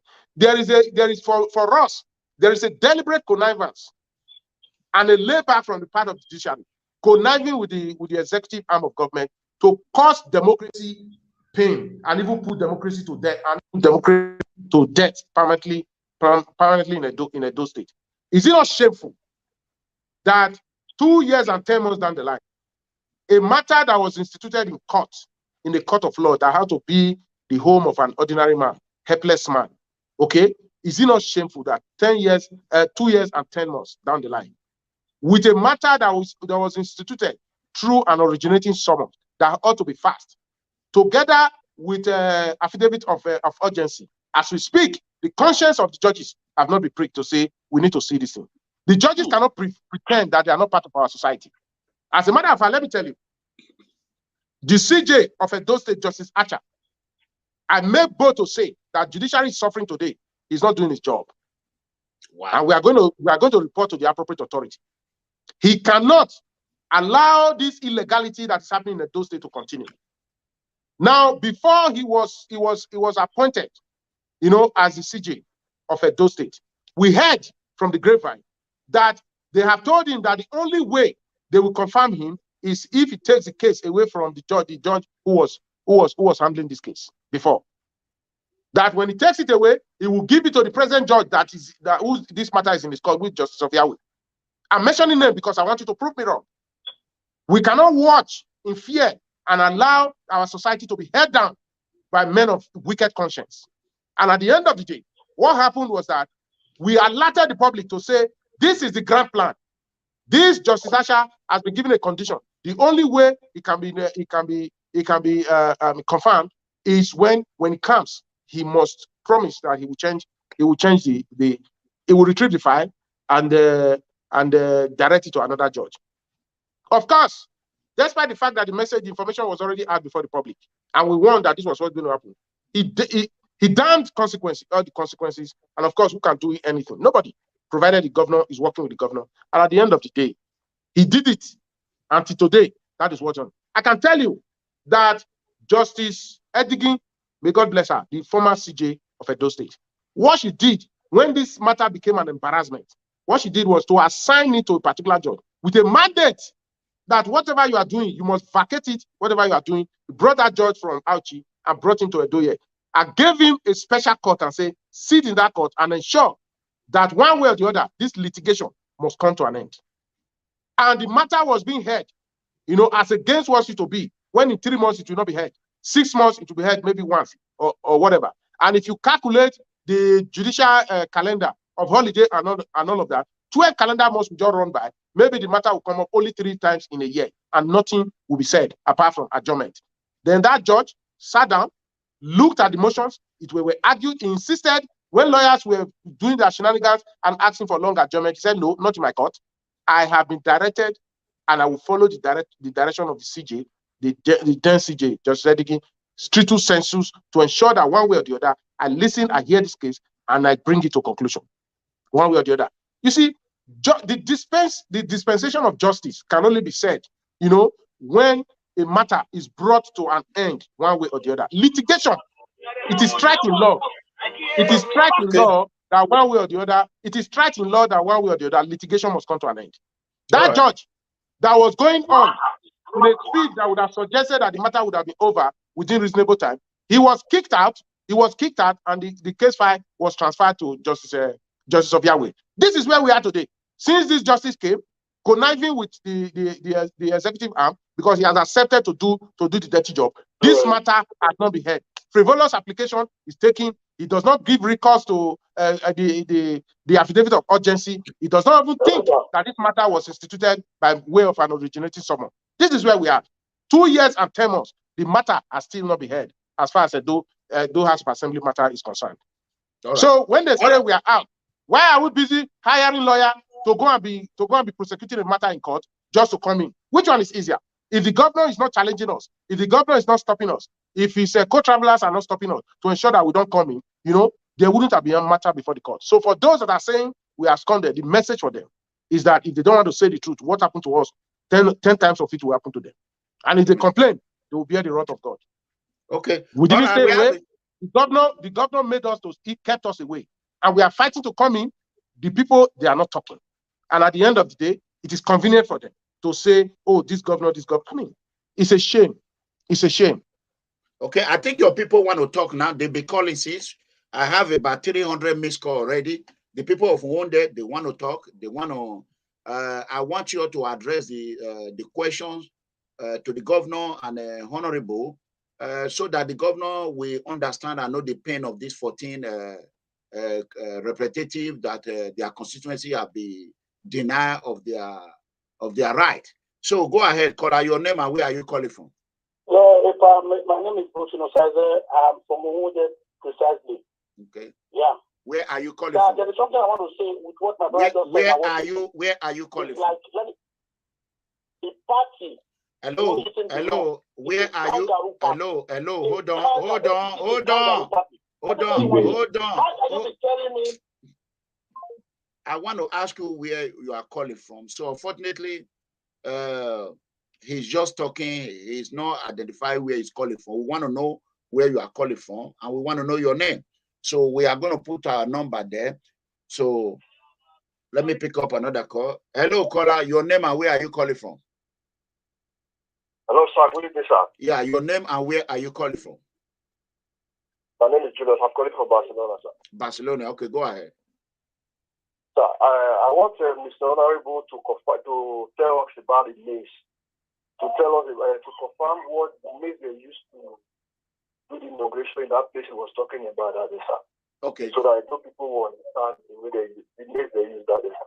Okay, all right. I want everyone to share this video. We have 500 plus watching. It should be more than this by now. Honorable, they want you to tell them the name of the House of Assembly member that was inaugurated. Right? Is that correct, caller? No, sir. The mace they used that day, the mace they were using in that place, the other place there, the place they were using mace to do the wrong inauguration they did. Oh, the place that they did the inauguration. Where was the place, Honorable? The mace that they used. Okay. I think if I understand your question. I didn't get the question.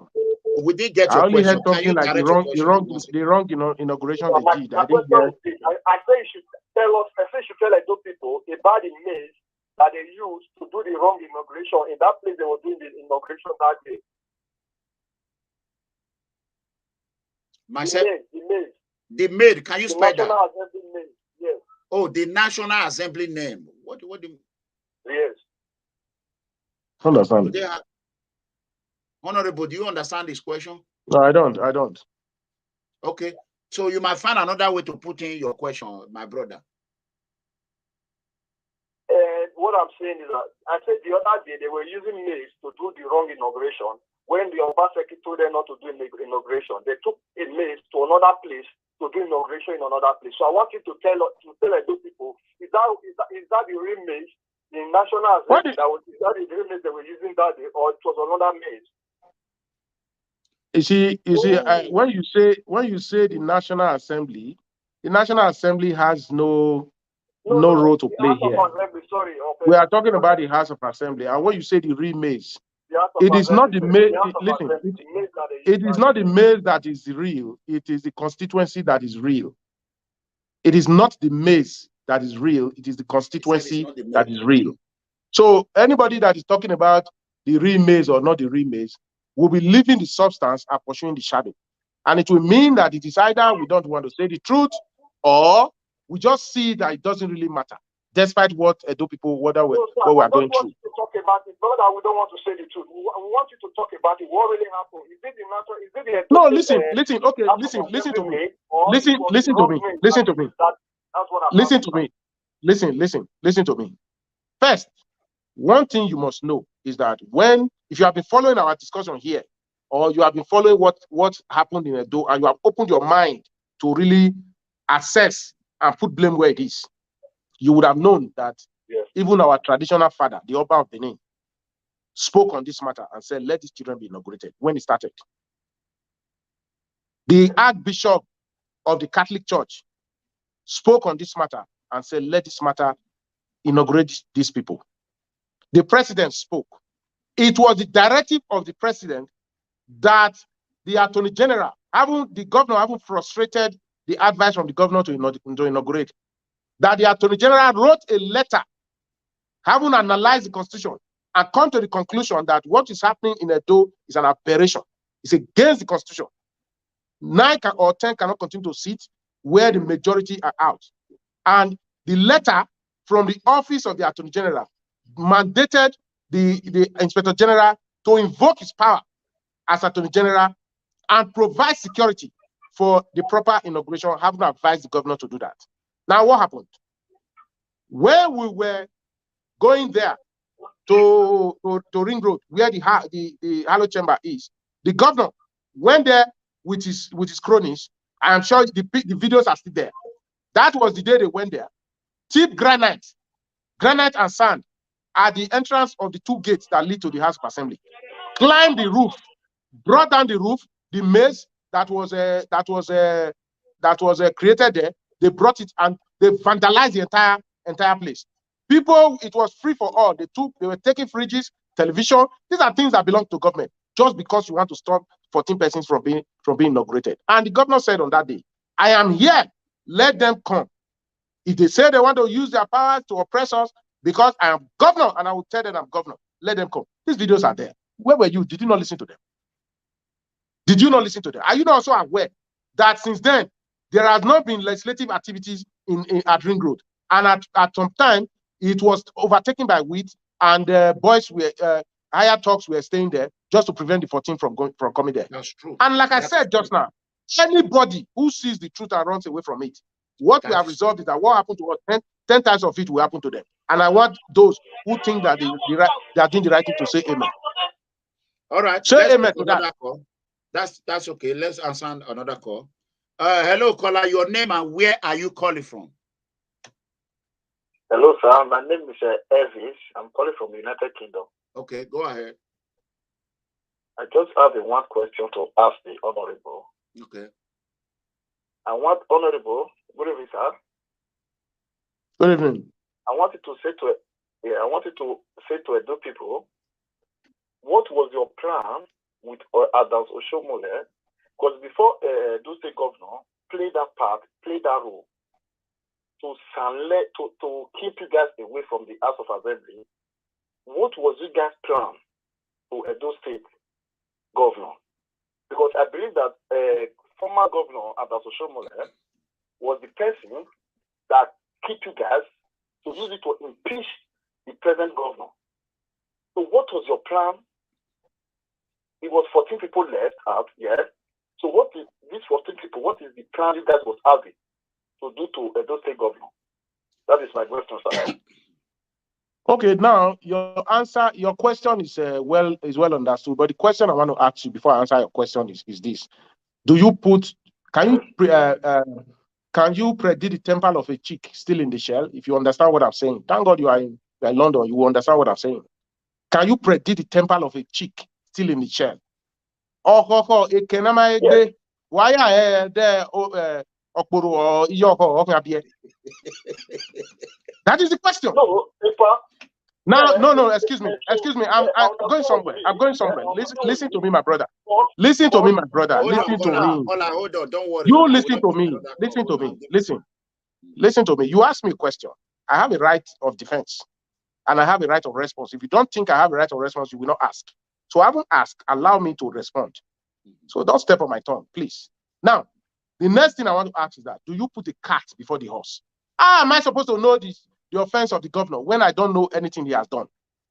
If, as he told people, that he felt that we are coming to impeach him, does that not tell you, even as we speak, that he has provided the reason why he didn't allow us to be inaugurated?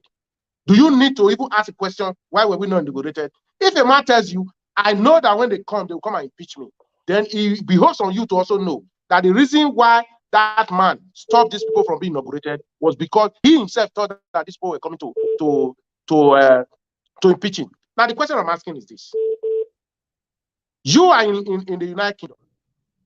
Can you, by standard, impose your own personal opinion on the law of the United Kingdom? You see, you people don't take this country, Nigeria, for granted, because whether you like it or not, this is our country. You cannot be holier than the Pope. Okay, you cannot be repairing and abiding by the rules and laws of the United Kingdom, and you will think that we are monkeys here, that we don't have brains. So we are superior people, and I am telling you, what you would have asked, the question you would have asked is this. The question, what you would have said is this. Okay. First, you must first acknowledge. It is not for you to say, what were you people planning to do with the governor? Because it's Adam Oshomole. You are reaching a conclusion that is far from the truth. And it means that when you are, this kind of discussion with you will be like a discussion between the deaf and the dumb. It leads to nowhere. Because you have a premeditated mindset, okay? So you have given judgment that you people follow the Oshomole. Oshomole planned with you people to do something to the governor. And the question I'm asking, you said, what did we have in mind to do against the governor? What are you having in mind to do to us now that you are talking to me? Okay, you're right, Honorable. That is not done anywhere in the world. Let's pick up 3 calls there before we respond. Hello, caller. Please pick up a pen and write whatever they want to. Hello, caller. Your name and where are you calling from? Yes, good evening. My name is Joshua, calling from Florida. Okay. I want to ask the Honorable, with this situation now, what is the way forward?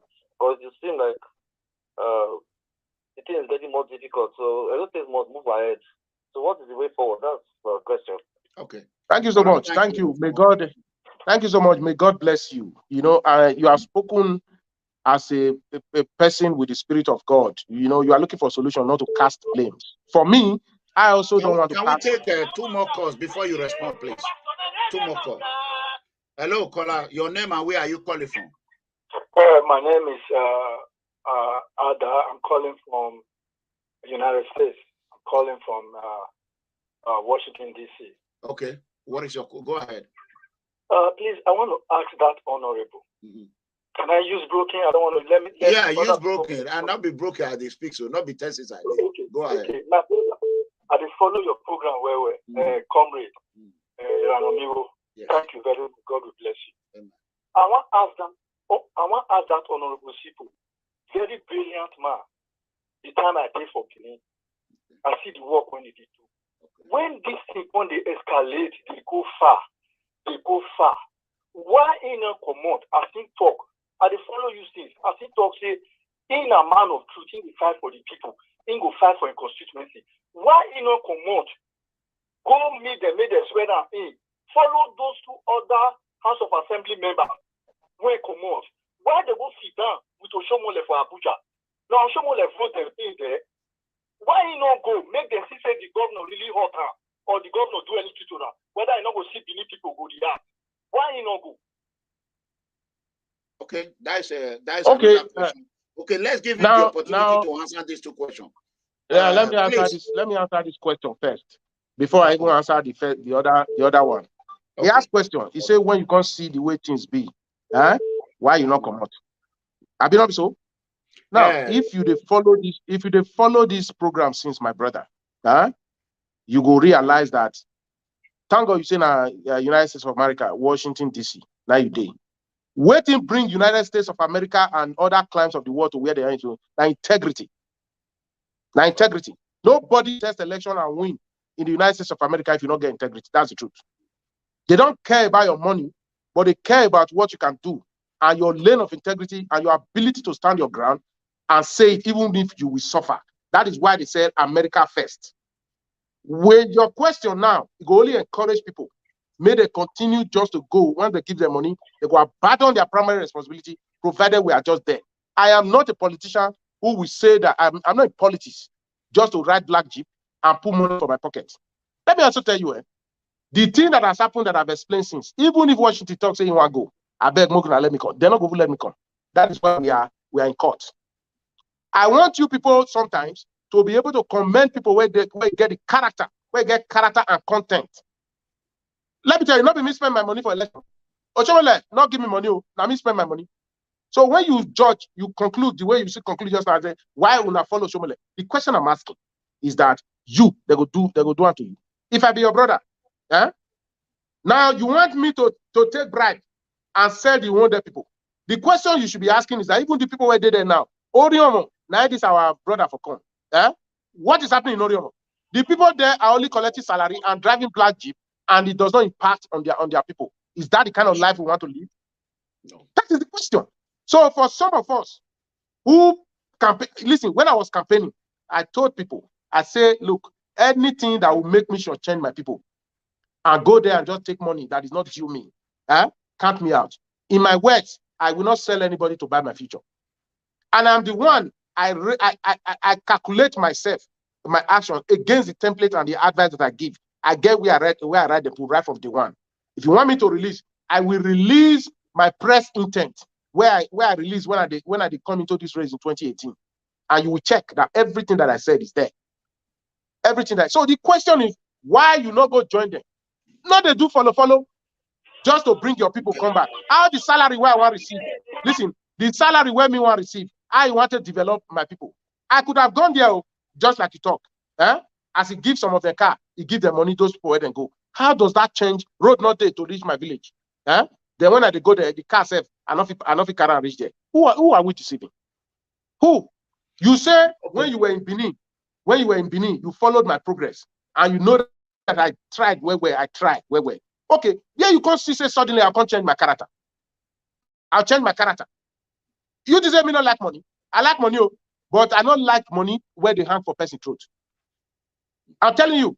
So, my brother, let us learn to do the right thing. American politicians are not better when knowledgeable or they don't get character passes. But it's just that we must encourage our own, where we stand in the ways of God, stand in the ways of truth, because Edo where I told your pa or Masafia Wuriemila.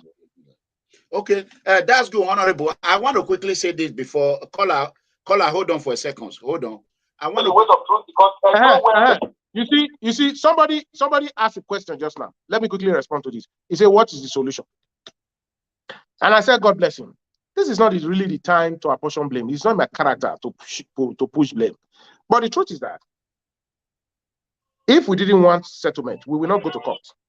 If we didn't want settlement, we will not take it to the Oba Benin. This matter to Oba Benin was not taken to him in 6 months ago, in 1 year ago, 2 years ago, right from the blast of the whistle. Our royal father don't talk. Somebody will not hear our royal father. He not hear Catholic Archbishop. He not hear the Imam. He not hear Mr. President. He not hear governors, fellow governors like himself. Huh? How about who is Washington where you constantly here? You talk, you don't talk, you don't ask the president, you don't go ask the president, say, you don't go ask the governor. Leave these people. You are not bigger than the law. Let them come. And he go say, okay, I stand for you, I made them come, whether they not go enter. This is the first time I've seen that this kind of bullshit go happen. Nobody do demonstration, nothing. Look at our public assets have been sold here and there. Nobody is saying anything about it. Public assets have been sold. You don't know. You know that. All those things not concerned. Now, for me, whether you like it or not, I want to repeat, I will not sell anybody to buy my future. And for our brother, we ask us now, say, what is the way forward? The way forward is settlement. But you also hear when they talk about a few days ago from the same government house, say, no more settlement. It don't spoil, we'll just leave it like that. How about? Okay. So you know let me come here, Honorable.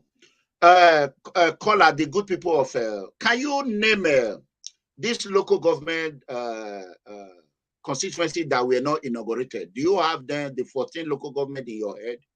Can you just tell us? No, I will send them to you, because whether I would like it or not, there are 14 constituencies. What I want to tell the good people of those states that are watching right now, please, whatever you can do to direct your grievance to the governor, I want you all to do it.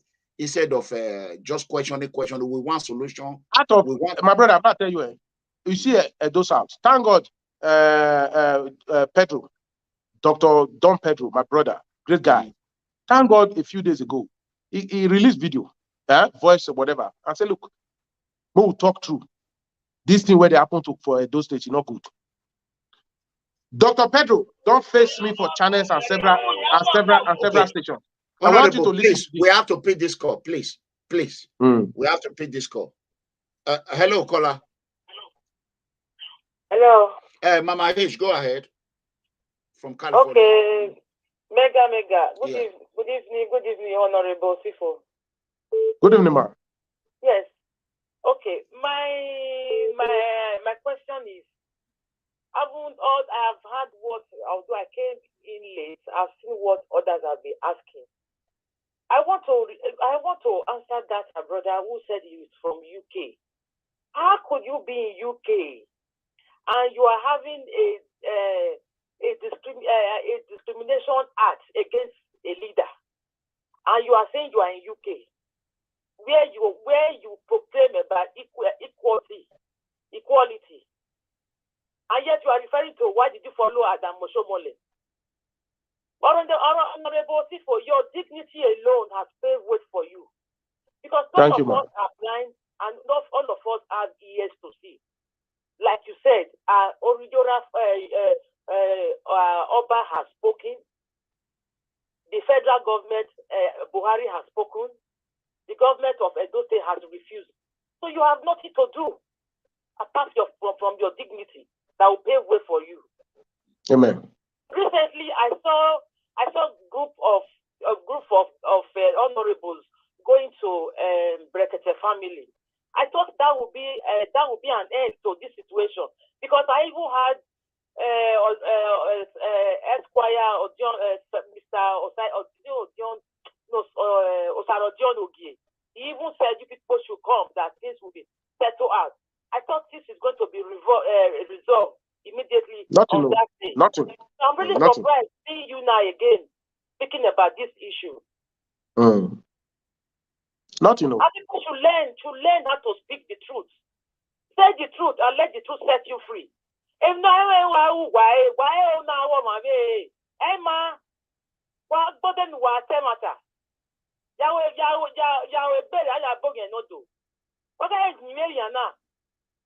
you know, Mega, I just wish sometimes I was born in the 17th century, not this century I am now, that people will see the truth.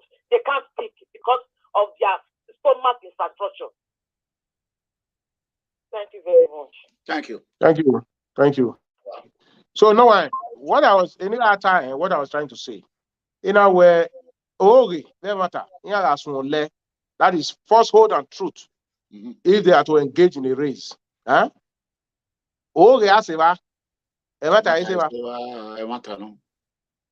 When falsehood and truth engage in a race, falsehood will embrace the tape long before the truth.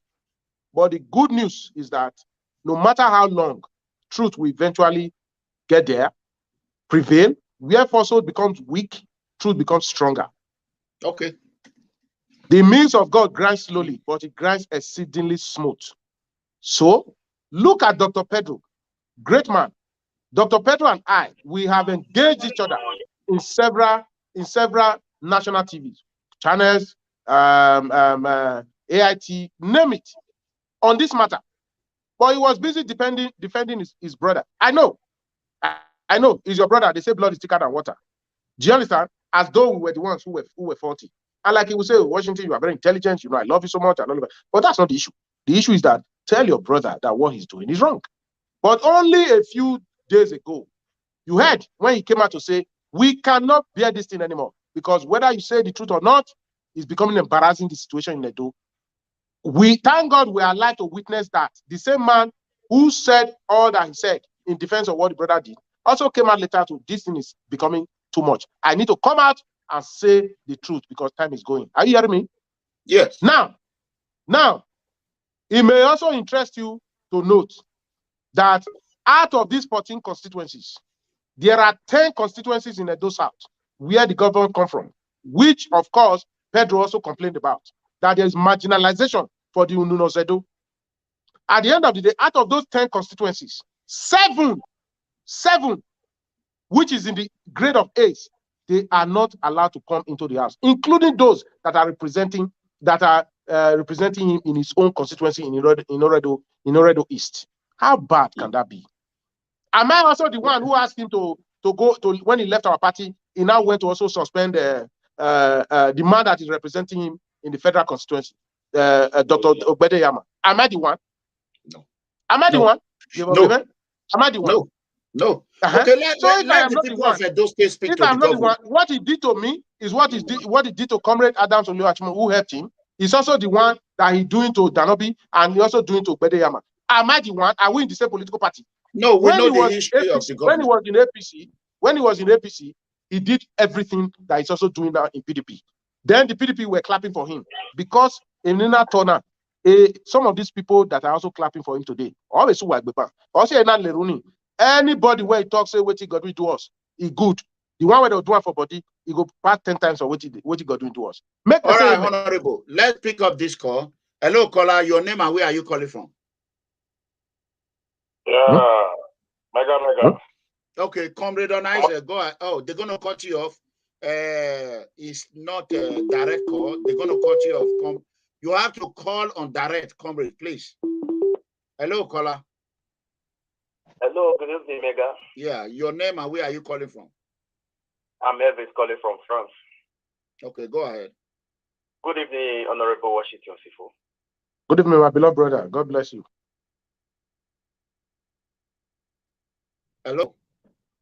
Yeah, hello. Good evening, Mega Comrade. Yeah, go ahead, please. Make it snappy. Yeah. There's a question I want to throw to the Honorable Washington. No, we don't need a question now anymore. What is the solution? You all need to address Governor Godwin. Hold on. I wanted to ask you. Hold on. Caller. Hold on. Okay, now who is talking? Now I'm telling you, hold on. You just hold on. What I want people to, how do we fix this? That is my own concern about it. Because I know the governor is watching, or chief of staff is going to watch, and SSG is going to watch. So Edo people and the people of one there need to tell the governor what he need to do. So this is the last bus stop. All Edo people have to come together. Imagine Governor Obaseki won re-election. Buhari will come out and say he will not inaugurate him for a second time because the election was this or that. How will Edo people react? How will you feel? What is going on in Edo State is despicable. Let's be honest. In Benin City, nobody in a whole state can talk to Governor Obaseki. Everybody is afraid. That is not fair. And you are calling here, I want to ask question. What question are you asking? I beg. Hello, caller, go ahead. All Edo people have to come together. Where's Shane? Yes, your name and where are you calling from? Yeah, my name is Mr. Abu Osas. Okay, calling from where? Calling you from UK. Okay. From UK, United Kingdom, Manchester. Okay, what is your contribution? Yeah, my contribution is that may God bless you and bless my brother there, Washington. Yeah, the last time we meet in Mr. Okabi's birthday. We were together, eating together. I saw something in him. Okay. If you go for that position, you will do well. But what I will say, if our people talk to Obaseki, he did not hear. Who is him to talk to Obaseki that we hear? But the only prayer we pray, let the God prevail and give us a good verdict and good judgment. That is what I have to say. Thank you all.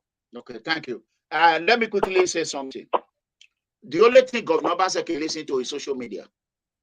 Those social media. He don't care if you are a governor of Afghanistan or president of Afghanistan. Social media. Those people need to come together. Think about it. Put yourself in their shoe. This 14 representative or House of Assembly member representing their constituency. If you are in their position, how will you feel? That is what you should be thinking about. Not about Honorable Dr. Washington Osifo. What if you were you? What if? It has never happened in any place in the world. It cannot happen in the United States. Imagine, as governor won re-election and he was not allowed to be sworn in, how would the governor feel? Is Edo State governor going to stay there forever? Is he going to be there forever? If tomorrow, Honorable Sagbovo, you are contest for House of Rep or whatever, and it's not inaugurated, how will he feel? Come on, man. Edo people need to speak the truth. Our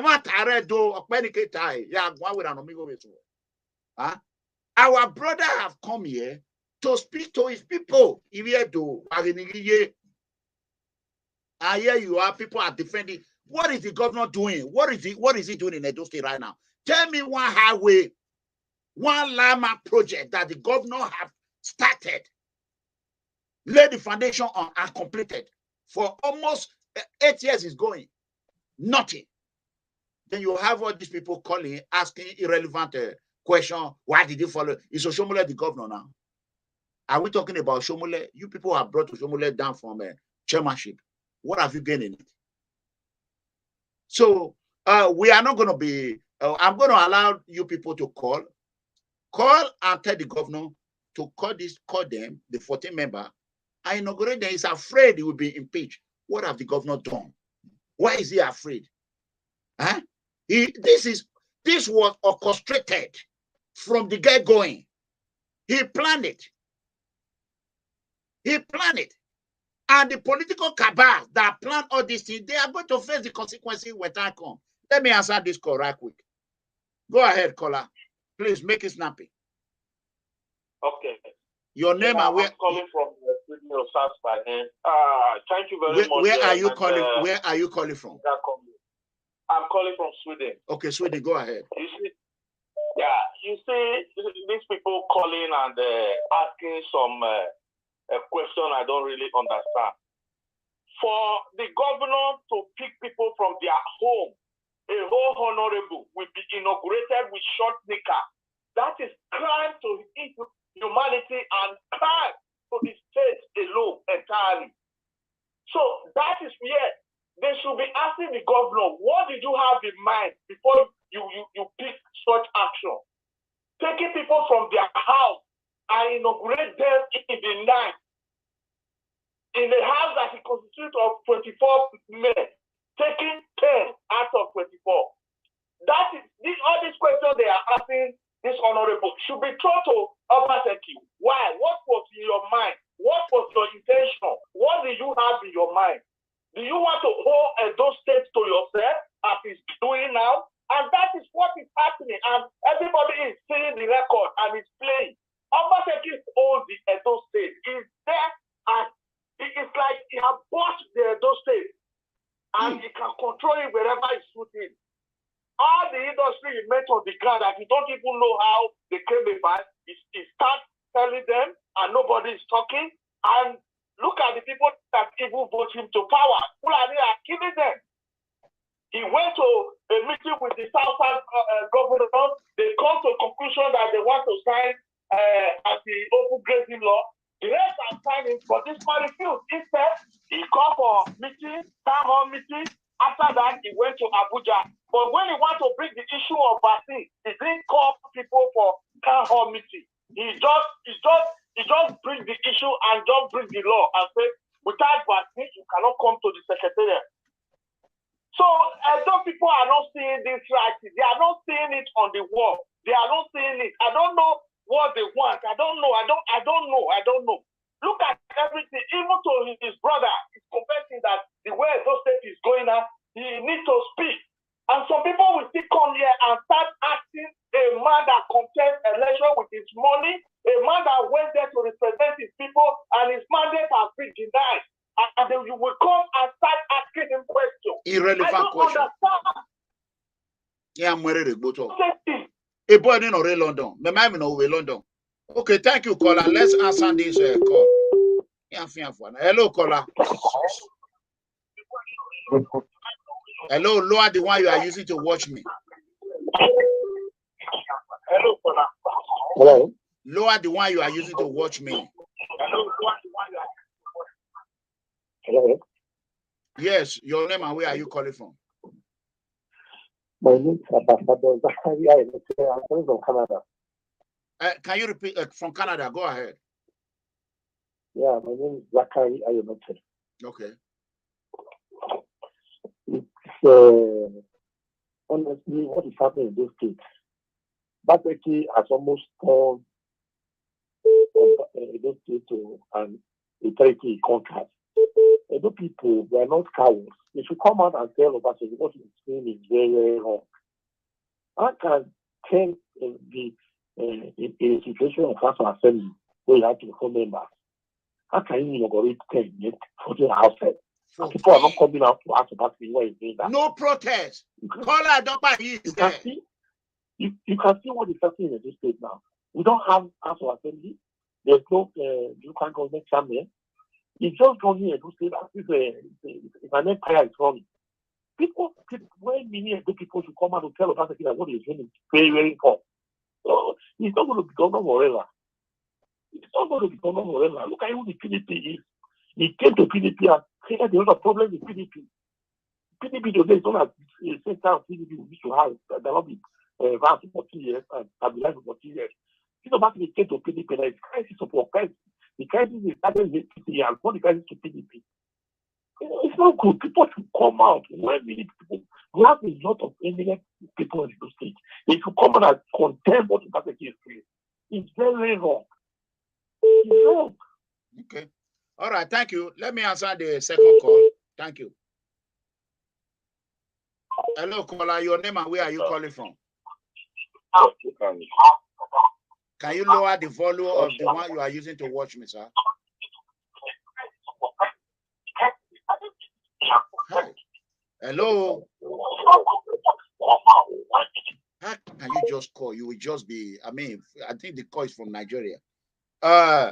Okay. Let's allow the honorable to respond to these people for now. Go ahead.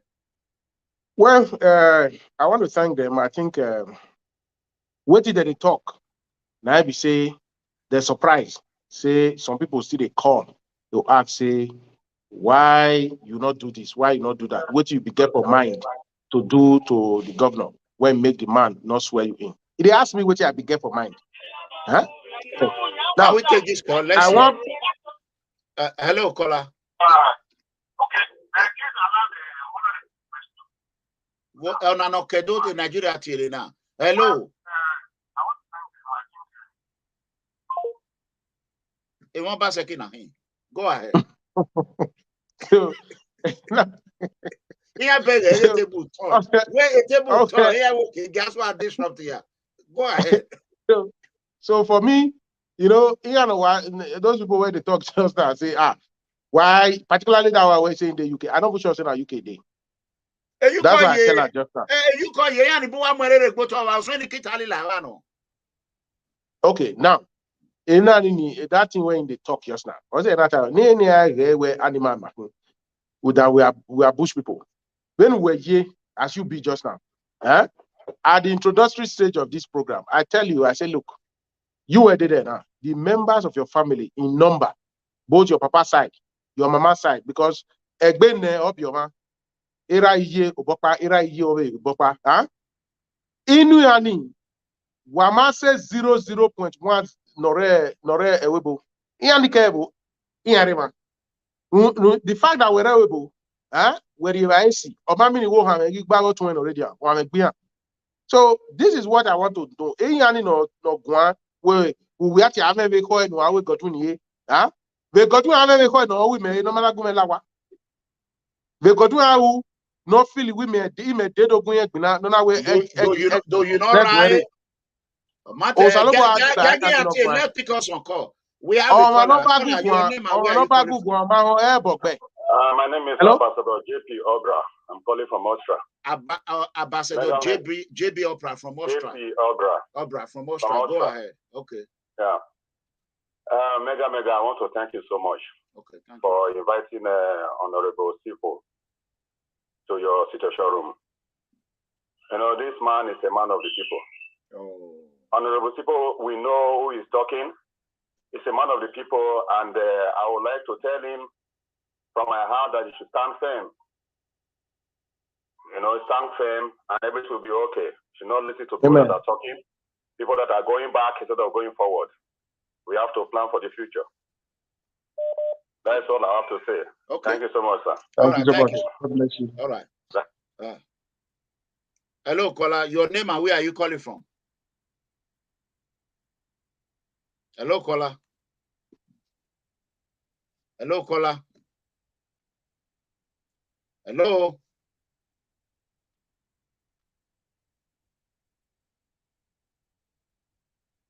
Hello. Comrade on ice, go ahead. Hello. Hello, comrade. Can you hear me? Yeah, frozen for like baby. Yeah, frozen. Okay, hold on. Hello, comrade. Yeah, go ahead. Let me go on. Okay, go ahead. My brother Osifo, I must greet you. Thank you, sir. Yeah, hold on. Let me connect it on speakerphone. Hold on, please. Let me quickly do that. Wamudia wagiegwane. Ona let her talk. Wagiegwane. Hello, comrade. Hello. Yeah. Hey, man. Momodu, hold on. 600 missed call. Bona allowed one person to talk.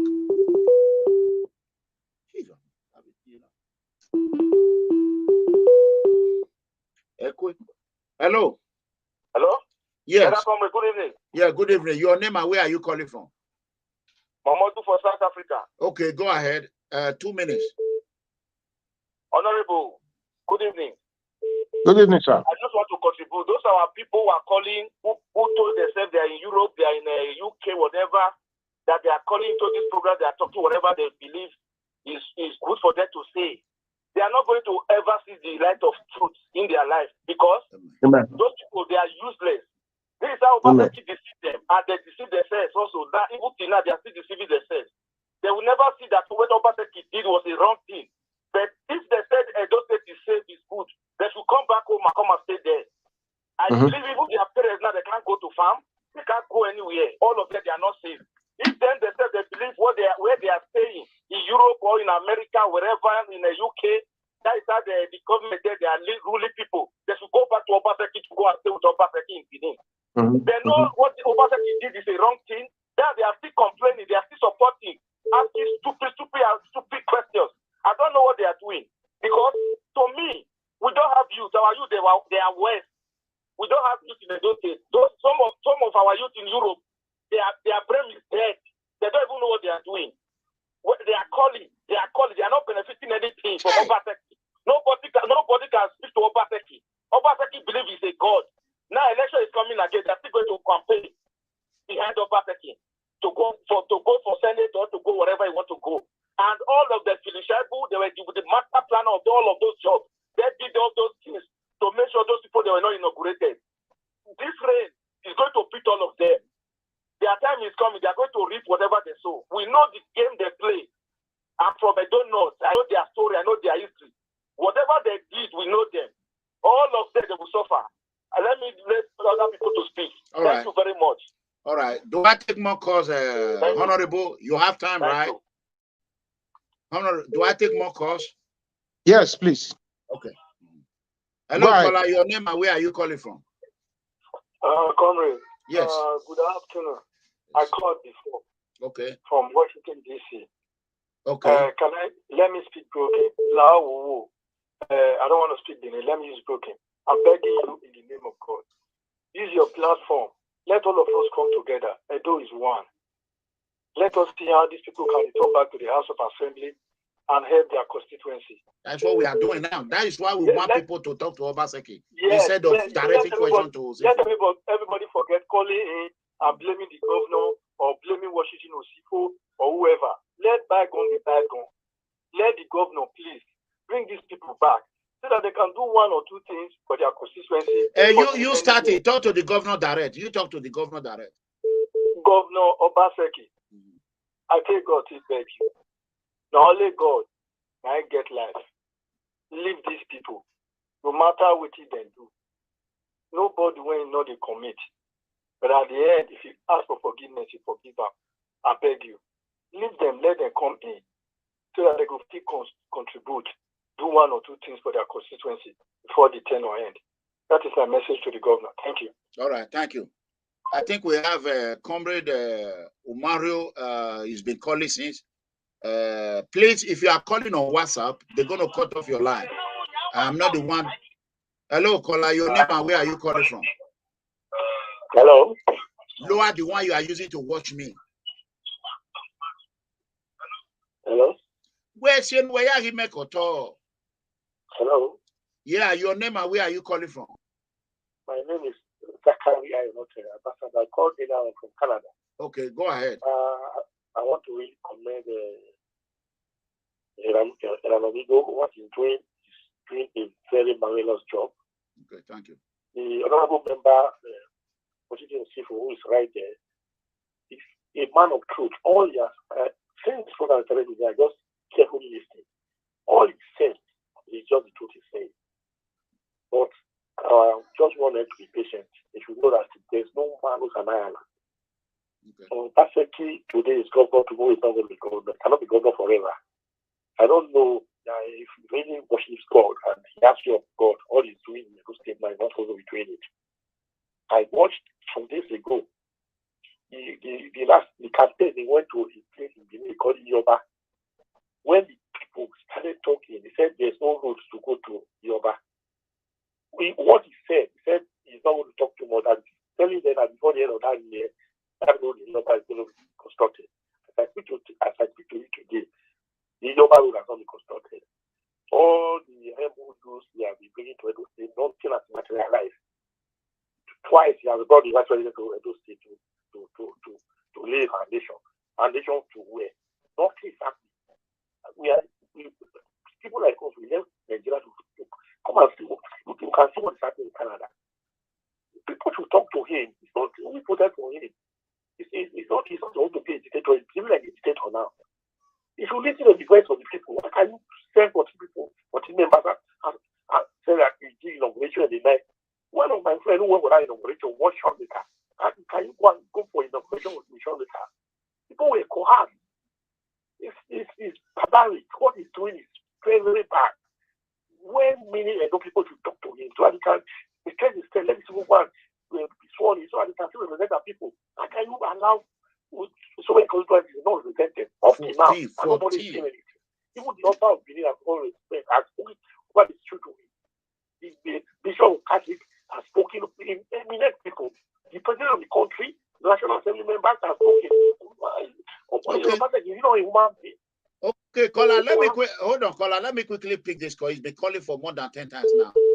Please, just give me 1 second. Hello, go ahead, comrade. Good evening, Mega Comrade. Yeah, good evening. How are you? I'm fine, sir. Thank you so much for this show. Good evening, Honorable Dr. Washington Osifo. Good evening, sir. God bless you, sir. My name is Amen. Manuel Umoru. First, I want to appreciate you for taking the bold step to appear on the CFM TV. It's not easy, and I want to appreciate the honor you give to the not just those citizens, but Nigerians at large who are watching you both at home and abroad. Thank you, sir. First, I want to say I am not happy with you as a person for certain reasons. One, the people of the constituency found you worthy via the election and they gave their vote to you. As irresponsible as Obaseki is, that we all know is the most irresponsible governor as far as the Africa and the world is concerned. There is no apology on that. And no doubt is the most curious and the most docile governor that has ever ruled Edo State. But all of this docility came to bear because you all folded your hands. And I have known you as a person, though you may not know me in person, but I'm sure you must have heard my name or watched some of my videos where I took on Obaseki and Shaibu to the cleaner. I'm not sorry for it. I will repeat it again even in their presence. Politics is a game. I want to say categorically that you are aware that they were going to play this dirty game. One, I said it again and I'm going to repeat it, even if it's a member of my party today. That thing that took place years ago, where they called it inauguration, for me, legally, we all know that that wasn't an inauguration. But you were supposed to fight, sir. You were supposed to fight for the citizens of Edo State who entrusted their destiny to your hands. You and your colleagues were supposed to fight hard. Even if the court is not playing what it's supposed to play, we expected a wholesome fight from you. Today, whatever is happening in the state, we are going to lay some of the blames to you because we gave you our mandate. The mandate is to checkmate Obaseki through the legislative arm of government. But that particular mandate, you allow this man and his cohort, his never do well team, to run down the state. Today, as far as South is concerned, Edo State is a dead zone. Edo State is a home for kidnappers. I have had my fair share of it. My family have been kidnapped twice under Obaseki, and we have paid ransom. Today, the deputy governor is dancing, and I'm asking a simple question. Are the citizens of Edo State dancing to a buoyant economy? Are they dancing that Edo State is secured? Are they dancing that we have a workable educational system? Are they dancing that we have a good medical health care? All of this. No, you said something that I hold on to. The security vote of Edo people, most of them have been channeled to buying filling stations and building houses in Lagos, among others, which we have researched and we have found out to be true. Sir, I want to say again, 2023 is ahead of us. The wrong that you and your team have done to Edo State, please write in it. I don't want to believe that Obaseki just had his way in doing that kangaroo inauguration that he did, and you people folded your hands. We have other ways of seeking redress. If there would have been a protest to it, yes, the court is slow on it, but it's because the way you people handle the matter. I expected that this matter shouldn't have gotten to this point today. For me, in Edo State, there is no House of Assembly. Do I call Marcos a legislator, a puppet in the hand of the governor? Do I rely on that one to think of credible bills or approve policies that will advance the cause of the state? If people like you and others were not shut out of this, if you were part of this, what is happening to our brotherly university will not happen. What is happening at our security today will not happen, among many others. Against that, even if the case is still in court, it doesn't stop you people from talking. I, in PDP and other persons, now became opposition in our own party. Meta comrades and everybody listening to my voice who attest to it that at a point every one of them is scared for my life because I took on Obaseki every blessed day. Your voices were shut down, sir. You were not speaking again at the point. At the point you were speaking, we were happy. And at the point you stopped speaking, and when you people stop speaking, it gave this man the credence to feel that he has all the power. But I am happy that the power of the people is greater than the people in power. Very soon, Obaseki will be a forgotten history. He will never be remembered again. But all the activities that have transpired all this year will be difficult to wipe up in the heart of the people. I'm aware that you and others are coming to the stage again. But if you know you are not coming to fight for the advancement of Edo State, kindly, sir, there's no need to come out. But if you are going to fight for the betterment of our state, for us to conquer this war together, then to come out. This is not about APC, it's not about PDP, it's about Edo State. I'm a PDP man, but I am telling you that this commodity we call Obaseki cannot be bought in the poorest market anywhere in the world. Obaseki is a disaster, but you all helped him to become what he is today. And I would demand an open apology from every one of you to Edo citizens for leaving the state where we all needed you the most. For me, whether that case is in court, whether you get the victory tomorrow or not, you didn't fight the fight well. And that is my good. But when it comes to asking me if you are good, if you are intellectual, if you can do this, you that yes, I accept to it, but I don't like your fighting spirit and the fighting spirit of your colleagues. If somebody was a legislator like you, Edo will not be like this today. We all fought to somebody, but I know that if somebody is a legislator, 50 million of Obaseki will not have their way in Edo State. I'm very, very certain of that. This is my submission that as you begin to move towards 2023, please kindly retrospect. And we need a very sincere apology. And it's not about PDP, it's not about APC. We must come to the table to ensure that this dastard generational error called Obaseki, this clueless, docile, and empty man that was forced upon us from APC and that PDP inherited should be put to the dustbin of irrelevance as far as the history of Edo State is concerned. This is my humble solution. Thank you for coming to PFM. Mega Company, thank you for this great shot. I love it. And I look forward to an opportunity to sit on this same kind of chair with Honorable Dr. Osifo and other great minds, where we begin to tailor ideas that we are advanced because of our state. Thank you so much.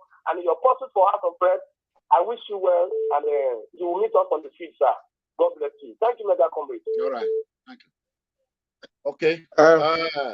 We have too many calls calling in. We don't know. We have time for all them, all of the calls.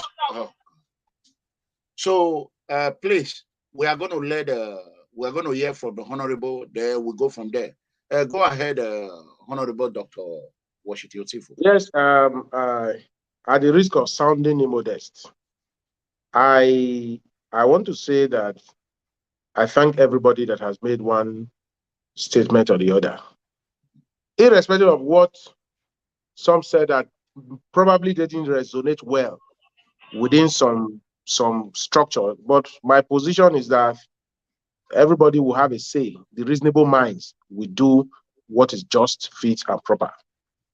I listened to my brother, the last caller. You know, it may not be fair enough. First, I'm grateful to him for all he said about me. You're intelligent, I know you, fighter, and all of that. And above all, he prayed for me that in my journey to the House of Reps, he is wishing me very well. Thank you so much for wishing me well. The life of a man is all about struggle. Men will not be remembered if they don't fight and win battles. So I am set for the course that I'm born to follow. So I have been fighting, and I will continue to fight. But the truth is that there is little or nothing you can do in a society that is already bogged down by the problems of bad leadership and even bad followership. What can Washington do? How much can Washington do to a man who from the onset stopped him from being inaugurated? Because he knows that Washington will be an asset. I have continued to say, and I believe that a legislator that is dumb upstairs is a liability to democracy. Because the extent government will go in terms of execution of projects or even exercising your executive duties would depend, so to speak, on the quality of legislation. If you don't have quality minds in the chambers, how then can you make quality laws? Because you can't give what you don't have. Therefore, I offered myself because I can stand in gap, having been in the executive arm. And like most of you have also attested to lucidly, that while I was there as Commissioner for Education, I was not an office seat-type commissioner. I was a commissioner on the street. If you Google, you will see some of the things that God used us to do. And we have it on record. When I went to energy and water resources, you know, when I was in education was the in thing in Edo State. It's not the office, it's the person. When I left the education and I went to energy and water resources, which according to people was a smaller office, the truth is that it became big to the extent of the mind of the person that was occupying the chair. So some of the things we did. And let me tell you something. I am Washington of yesterday. I'm Washington of today. I will be Washington of tomorrow. For me, the best time to fight was yesterday. The second best time is now. I call on, therefore, on the basis of this, I call on my brother who just finished talking that your constituency, where you come from, like you said, it doesn't matter whether it's APC or PDP. It's about statehood. It's about nationhood. My colleague there, your brother, is not also being allowed to be in the house. The question is, your local government, what are they doing? You are one of us. Wherever you are, the world that we are today is a hamlet. You can direct using your forces to mobilize wherever you are, from your family's unit to your friends, to your extended family and your extended friends, to say, look, whether I am there or not, you must do X, Y, Z. If the East meets the West, our problems would have been solved. I am sure nobody has written written articles as much as I have done. I put my life on the line. I abandoned my family. I was fighting for this nation, for democracy as well as this state. I am not tired. I am still strong because God has enabled me. And what I want to tell you is that this is not the time to cast blame or cast aspersion. It is a time for those who truly believe that something ought to have been done and done differently. The best time to do it, apart from yesterday, is now.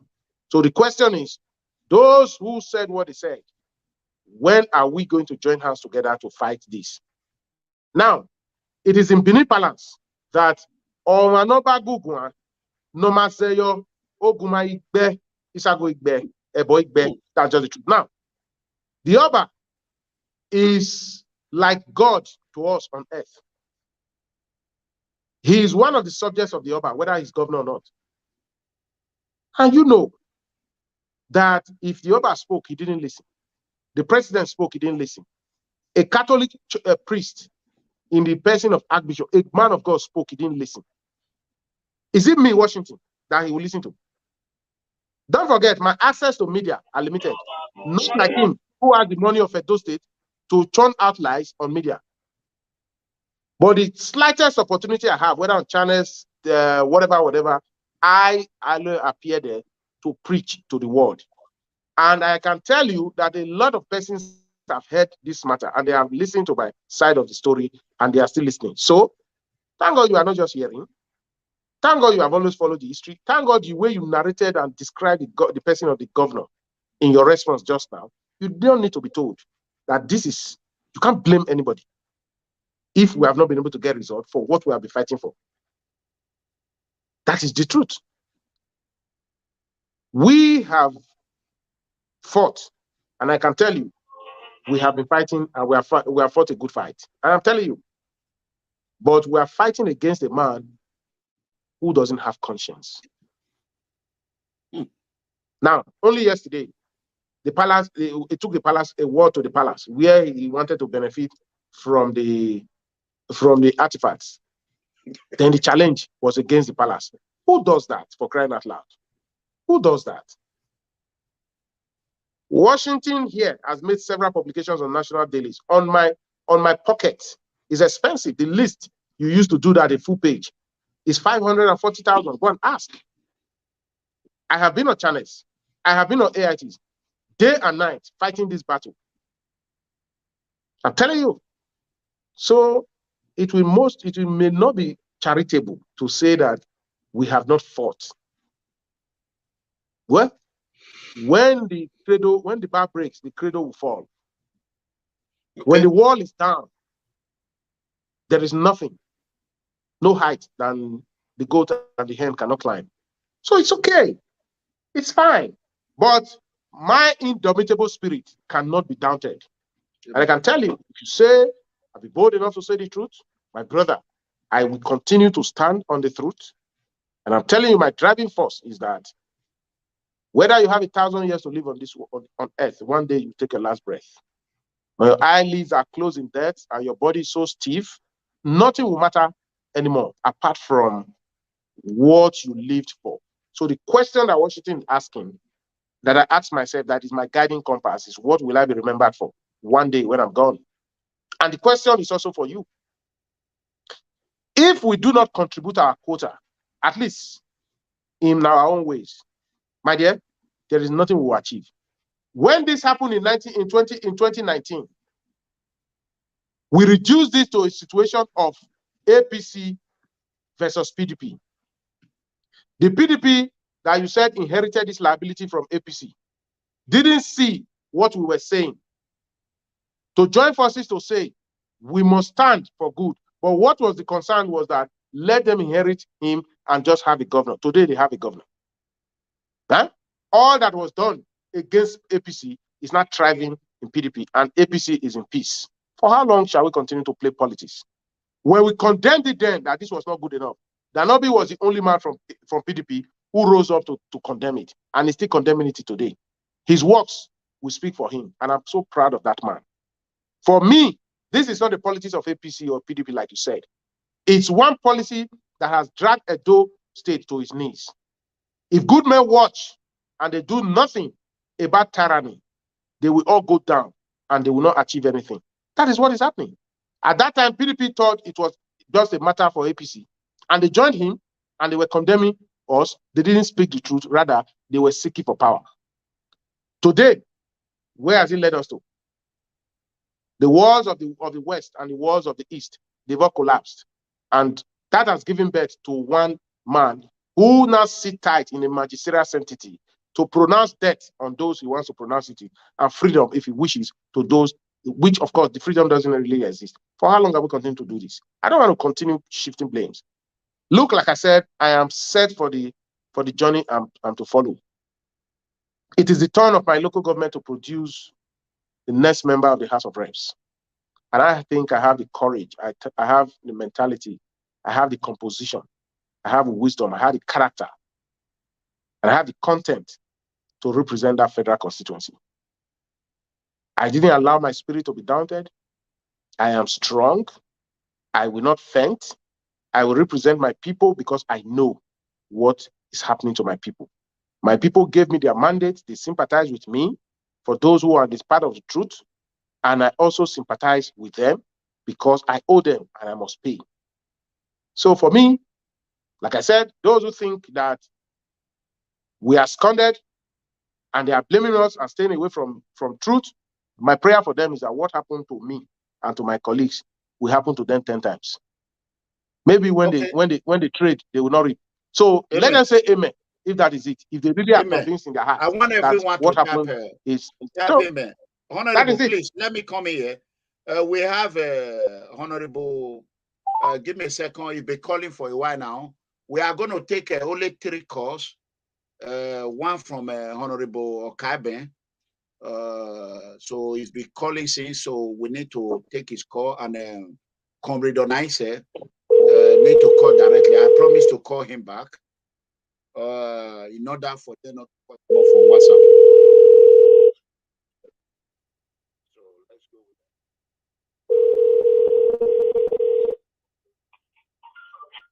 Hello. Hey, hello, Honorable. Can you, amen, lower the one you are using to watch me, please? Yes, sir. Okay. Go ahead. Let me very well, I've listened to all the contributors, and I want to thank you for creating this platform for our people all over the world to hear the truth. I want to thank you, Mega Comrade. Again, one thing I must thank you for moving forward. Even before you got to our turn, even before 2019, you have seen what we were not seeing. And today, I will describe you, my brother, Mega Comrade, as the prophet that was never, ever appreciated in the altar. think we foresaw is what is happening to us today. Now, just to add to what my brother Washington has said, my dear brother Washington, I want to assure you, mega comrade is from Mwode, and very many people from Mwode have known you are twisted. You don't need to sell yourself. Because what we suffer in Edo today, like we all have said, now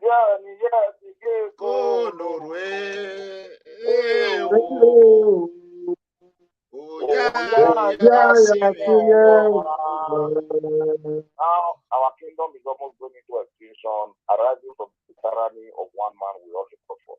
Wow. But we are no longer lamenting again as Washington has said. They voted by mega comrade in 2019, and we have it on good authority. When the deputy governor told the governor that he should don't mind them, we will not enter that house. That by the time hunger beats us for 2 weeks, we will come on our knees crawling begging, and we will still not enter that house. Wow. But we are glad today. They thought we would die without the house of assembly. But it's very unfortunate that our people suffer it. But it's only for some time. Because one of the consolations we have our mega comrade is that even God himself in the Bible, having the heart of Pharaoh when he wanted to free his people from Egypt. And when he sent Moses to go and tell Pharaoh to let his people go, even when Moses was going, God had gone ahead to harden the heart of Pharaoh, because that is the only thing that can challenge the people of Israel to take their destiny in their hands and say the hour has come for us to move from where we are now to where we ought to be. And that was how they were able to summon courage and they were able to get to the promised land.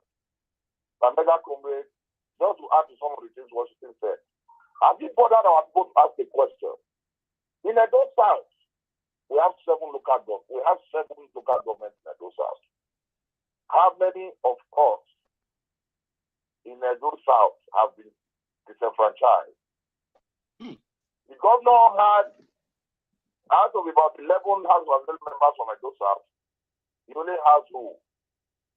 7 are not with him. And I've asked some people, is it also by accident that the 2 representatives representing him even confessed to him in a public forum where he attended that the greatest regret he has today is that he has no representation in the state assembly? And even up until he went to PDP, he even had no representation in the House of Reps until he went to PDP, where he went to join Ubede Hama. But I'm glad today we are all, and I have been vindicated. When this battle started, which I, Mr. Kaiben, when I saw what God was about to do to us in Edo South, and I did the press, granted the press interview, that was the beginning of my battle with him. I said I must go and apologize to the governor and beg the governor for the way I spoke to him. And I asked them, why did I beg the governor? That I'm telling the governor that he should leave Edo in the peace that he met it and work with everybody with all assurance, both the good, the bad, and the ugly. Is that an offense? Why should one beg me? And I told the whole world that my life is at risk. That I told the world that my life is at risk today is what the governor has wanted me for today, my dear mega comrade. I wanted to go to the House of Reps in 2019. He said, no, over his dead body will I enter there. I bought form for state assembly, and now I'm there. He swore that over his dead body will I enter there. That is in the past now. He has 2 constituencies. Oredo is made up of 2 state constituencies. Oredo East and Oredo West. My mega comrade, sir. Let all of us come out from this state where we know the truth and we are trying to turn our eyes away. It's also right. When I listen to Adapter Matter, going to embarrass the 2 people in the public media, I get embarrassed. Because Nigerians know the truth. That these members decided to go and stay in the Buddha, they decided to go and seek comfort somewhere, and that they decided not to go and respect their people. It's a fallacy, and it's a lie from the pit of hell. We all know the story today. The General Police attested to that fact. When he sent talks using his CSO to open fire on members that were elected to represent the people. Now I can tell you, some who have also asked my mega comrade, why are people not intervening? Why is the Oba not intervening? And like what he has said, our Oba went to Abuja and even appealed to Mr. President to please help him restore peace in Edo. That video is still very, very much aware, and I will send it to him and I'm going to play it again on the visit the Oba made to the president. Even though he want to challenge the president, he pleaded with Mr. President on the midwives to help him reconcile Edo that is beyond what the eyes can see. That is not in the normal. And so we must begin to tell people, when folks say and say that, whoa, the biggest problem, I thank my brother when he expressed himself to what he said.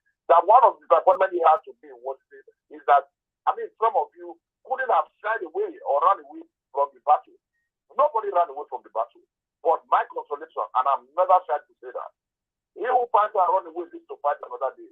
Because I'm glad 2023 is around the corner. I told some people last year, from this year, the governor himself will begin to have every battle in his hand. Now they will have to have a nomination of those who are going to go to Assembly and House of Reps. He's going to have his big. That is going to be the story because of what he did to others. So we are consoled. The General Police, the former General Police, Adamu called for a meeting of these innocent members, but Mr. Watson was there in the IG's office. And he asked the IG, if I decide to intervene into this matter, do you people have plans of impeaching the governor? And my people wondered that the highest security officer in Nigeria was asking on a matter that is constitutional, that a man should confess whether members have the intention of impeaching the governor. If the governor has no skeleton in his cupboard, why should he be afraid of impeachment? And in any case, for another comrade, impeachment is not a tea party. There's no way impeachment can work in Nigeria of the governor when the institutions and government at the top level are not involved. In any case, even government at the top level, it's not going to work. It was tried in Ondo recently. It died in natural death because the committee that was set up said the governor has no question to answer, or the deputy governor has no question to answer. It happened in one other state. So why would somebody cook up a lie just to make sure the franchise 14 out of 24 members? Today, as I tell you, America company, my dear leader, we have 16 APC in Edo, and they have 9 PDP. Today, a minority few is ruling over Edo, and that is why there cannot be a proper representation in Edo. What have they not done? They have attempted to remove one traditional ruler in the Magba's community. They have attempted to remove one traditional ruler in one other local government in Edo State. What have they not done? When the governor decided to make sure he takes possession of the artifact that were returned to Edo, today the story, the news in arrived. We had my royal father had to organize the press briefing to tell the world that it is where a property is stolen from that it is returned to. Today, go and all of us are afraid to speak because we don't want to die. A man dies only but once, my Deborah. And then that is why I thank God that God will give you a longer life. Amen. Because you have kept talking. Don't refuse to talk. Let them not complain. Like what's being asked? How many people were kind enough and magnanimous enough to say, no, this must not happen in our place? What you have gone to the media house, I have gone to the media house. What was our proposition? Our problem was that, no, Edo must not be in the news for the wrong reason. We must not set the president through Edo, where people tomorrow will make reference that Edo inaugurated the house with 9 members. Therefore, another state tomorrow will inaugurate the house with 5 members. That is what we are fighting for. That the constitution must be respected. So irrespective of government, because people do not know. Make a comment, you can become a governor in Edo tomorrow. And for everyone who sit down in somebody's sitting room, and the picture with 9 members. And by the time people are trying to raise an alarm, they are going to tell us to shut up our mouth that it happened in Edo before, where 9 members inaugurated the house, and the governor operated with 9 members, and heaven is not for. I am glad to announce to anybody who gets there. Whether we are in office today, we are not in the office. People will challenge every action of this assembly and the action of the governor. It is constitutionally correct that the governor can pass money bills with less than the required to turn members to pass the financial bill. The answer is no.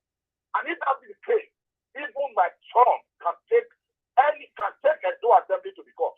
When these characters that are there now will leave my manager comrades, Edo Assembly remains one. It's only the tenants that are visitors. So I beg to inform them when they keep talking of still being declared vacant. I ask that, and I believe those who propose that henceforth politicians, they must all go through psychiatric tests before they can occupy offices.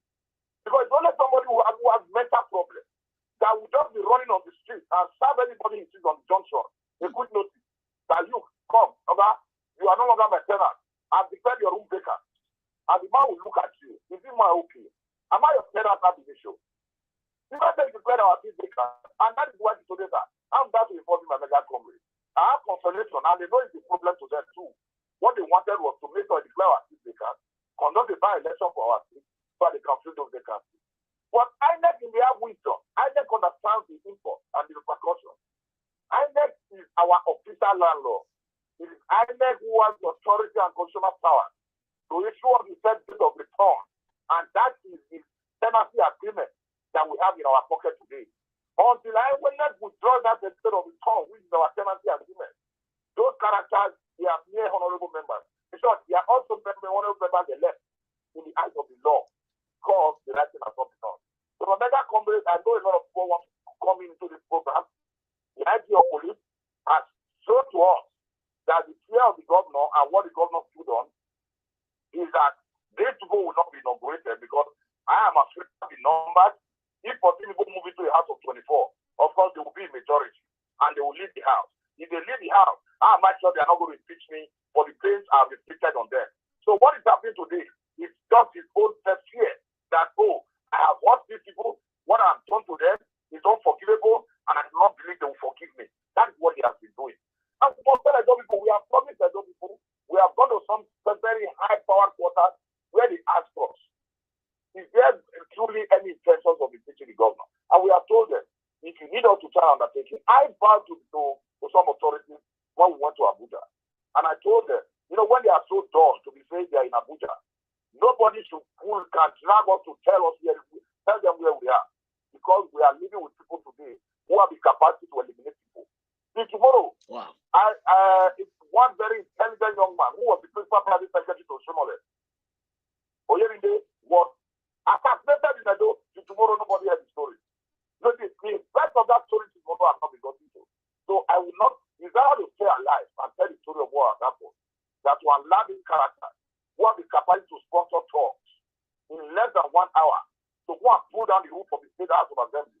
What we must establish today is that there are 3 arms of government in Edo State. The legislature, the executive, and the judiciary. But as we see today, the other 2 arms of government, they are in captivity of the executive arm of government. That is why a case can be before a competent court of law. And for 2 years and 8 months, it has had 8 judges that have been changed on that matter.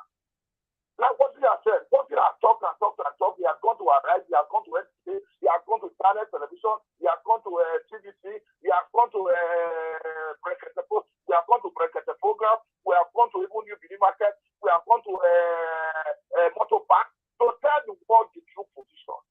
And we should expect, if anyone do believe that what has happened now is something to even consider to be a right or wrong, the governor, in his wisdom, should understand that it is in the interest of Edo confess before his interest. Edo confess before his interest. So, mega comrades, but this platform is another platform. I heard the advert that mega comrades will be having one of my twin brothers on this program, and I said I must call him. Because some of those issues that we might forget is really for some of his, those he gives 100,000 naira for anybody to go now and go to any station to try and defend. This criminality is for them to just go to the special advisor on media, who are taking 250,000, and the person who are trying to defend what is wrong. But I'm glad, like what they said, when this happened in 2019, there was only one man who was in forest who probably was courageous enough to say, no, this is not good for our democracy. This is not good for our democracy. In politics, it's persuasion. Because of us to have persuaded these 14 members to become part of him. No matter how difficult it is, it happened with Bauchi. What did the Bauchi governor do? Bala Mohammed. He quietly called the APC were in majority. He called them into his history. I said, gentlemen, I know you are in majority. Please, I don't feel stage. And if people know you don't want me to govern you, tell me. Or if you know you want me to govern you, I need your support. Today, Bauchi Assembly, all the honorable members, they are working together. You will not know they are from different political parties. Now, what is wrong with the governor sitting down with the two people? Today, those hard members are more outside than those that are inside. You have Roland Asoro, you have Henry Okwabo, you have who else again is there? Nosa Okumbo. These are the only 3 people from Edo South. That is a minor. Out of 11 Edo South members, out of 10 Edo South members that ought to be the governor's backbone, you only have 3 are protected in it.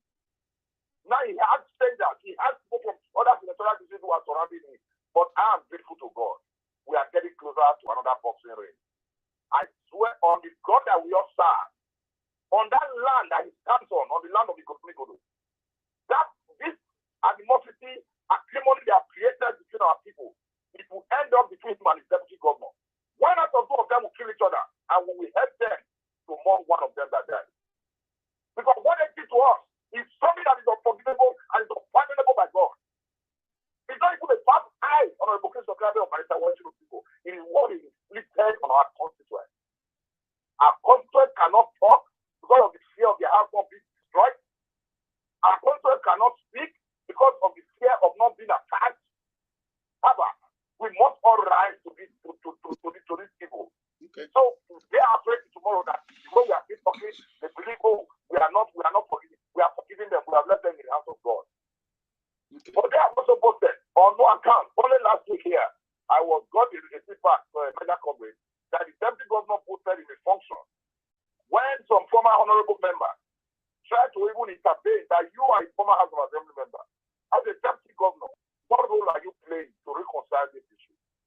In a sarcastic manner, my mega comrade, the deputy governor replied that saying the issue of the House of Assembly issue is have been overtaken by them. That is a matter that is already gone. I cannot be repeated again. Wow.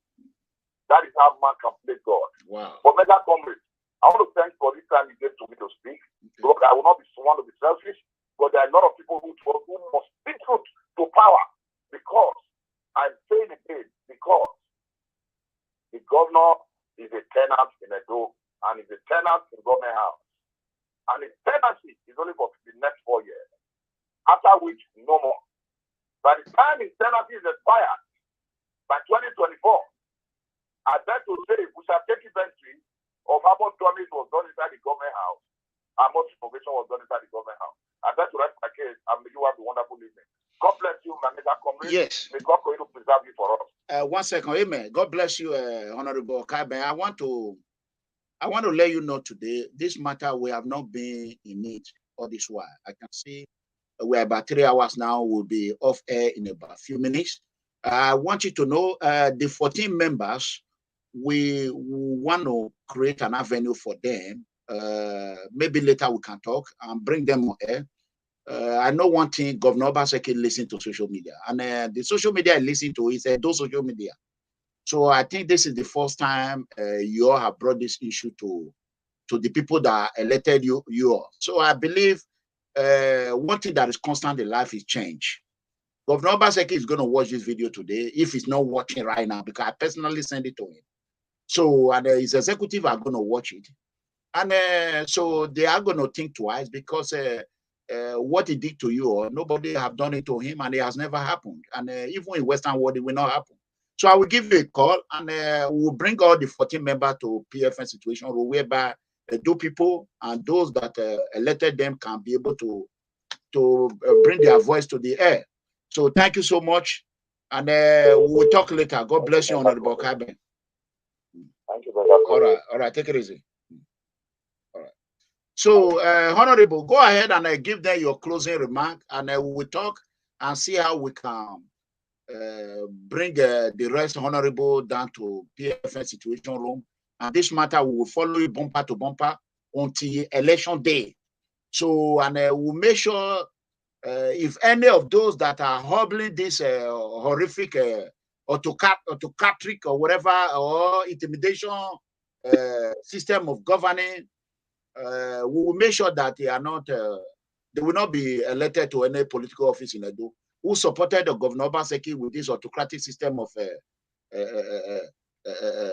tormenting those that were duly elected to the office. We have his own case when time comes. So that is, go ahead, my brother. God bless you. Well, first, let me thank everybody who called in and all the contributions made. And let me also say that I'm encouraged by everybody who spoke, because even those who criticized, whether for the wrong reasons or for the right reasons, for me, I will step on them as pebbles and use it to form a ladder to move upstairs. Amen. And for those who were courageous enough to speak truth in the face of travesty of justice, I want to encourage them to continue. That is the way to go. That is what nature is all about. And for Governor Godwin Obaseki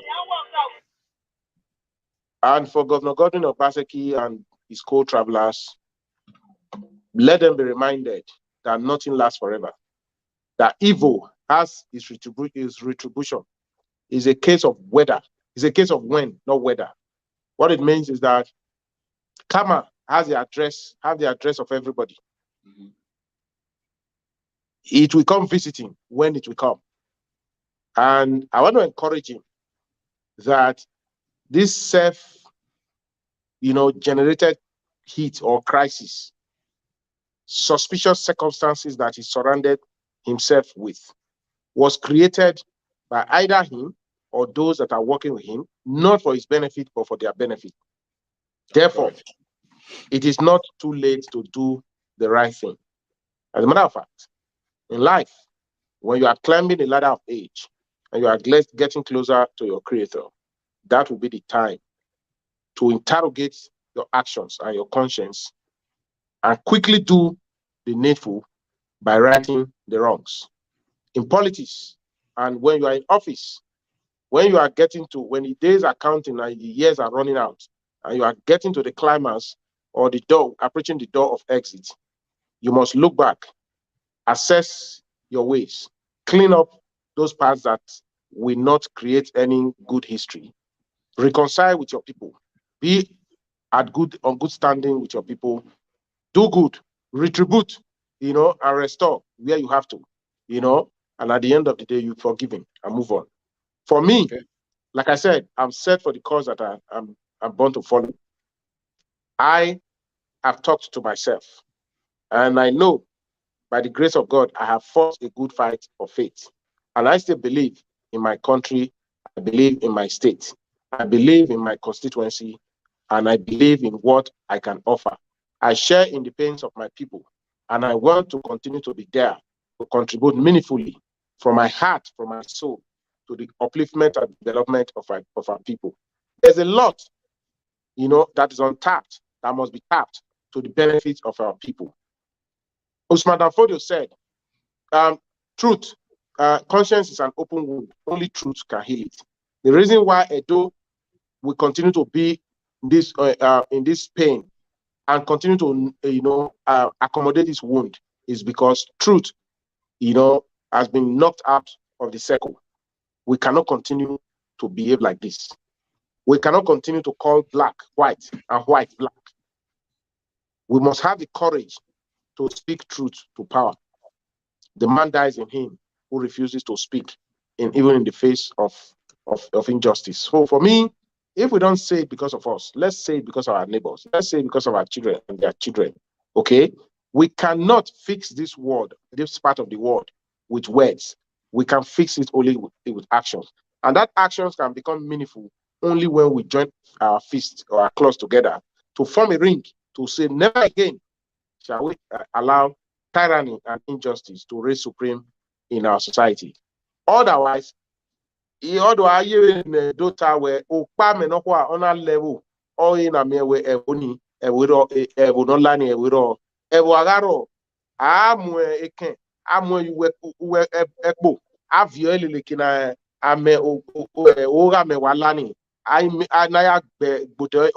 make sure where many not any on our level kwa bebe na do yina agimi no temata ami no ha get temata e kove vai e mai waje even we emi aga yu amisika ya po onu ya ni no mama ni ya pe amisika go e do ma ti gbagbe bi na keke e do me na bi meji e ken no pa na we ma ya ma ti gbagbe na ka we na nyi me na ma o se no na yo ganya well noba na leru na omama na amawe na tie boda na rin aya si emeta but o keke me ma ya yi we no ha ma mo to puto no de ba yin an no le ri bai o no we amo bi ma puto o ma no we o onsa oyi na gugu o ma no we o carry oba no Nigeria oyi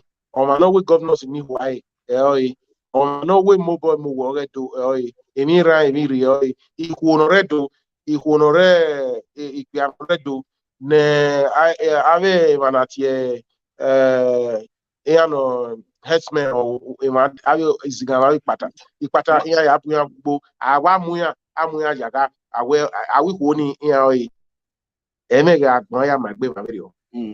Now, let's quickly take one call from Onaise so that we end up. Let me quickly take this call. 5 minutes time, we are gone. We'll be calling. Hello. Damn. Give me a second. You got 2 minutes. I have to go to work. Go ahead. Okay. Mega, I just want to pray for you and thank you for the good job you're doing. Okay. Amen. You know me so well. I'm one of the people that work behind the scene. I just want to see Edo attain greatness. I'm not for APC. I'm not for PDP. Correct. When these people went to Berekete, my hand was behind it. So I've been working behind the scene to make sure we bring the 40 members to the house. Okay. We have been talking to Sadioge and no. Okay. So moving forward now, we need the 40 members to come to the house so that we can move forward because we like the face of the governor there today. We are praising what he's doing. If another governor comes tomorrow to pray with just 3 members, are we going to be happy? So where's our conscience? We tell him that what is hello? We Magilai Matanare, every day one. I will going to bring the 40 members to this platform because this is one of the biggest platforms. So the those people all over the world will know the truth. You might not understand. Yes. Because we have no other state. The governors from Oredo, Honorable Chris Okagbe and Honorable Ekoswai, are representing the governor. He locked them out. So as we speak now, the governor does not have representative in the house. Okay. And these 40 members represent 11 local governments out of 18. Governor. If my father was the governor, I would tell him the truth. Oh, so please, we have no other state. We change your mind. The only state where we have 9 members operating, making laws for everybody, passing budget for everybody. If another governor comes tomorrow and I'll play with 5 men, are we going to be happy? So we should use our conscience. That lie where Abuja is a bloody lie. Their life was on risk. They were attacking Golden Tulip Hotel. Wala we do. Wala honorable that's wala ya you winner. Wala wo ya you winner. Because of time, let me cut now. I don't want to talk much. I prefer to work more on behind the scenes than talk to let me quickly say this. Honorable Osifo Honorable Osifo, we are going to bring him back. We will put it on Sunday or weekend, any Sunday of his choice. We'll bring it back. We'll talk about the next step.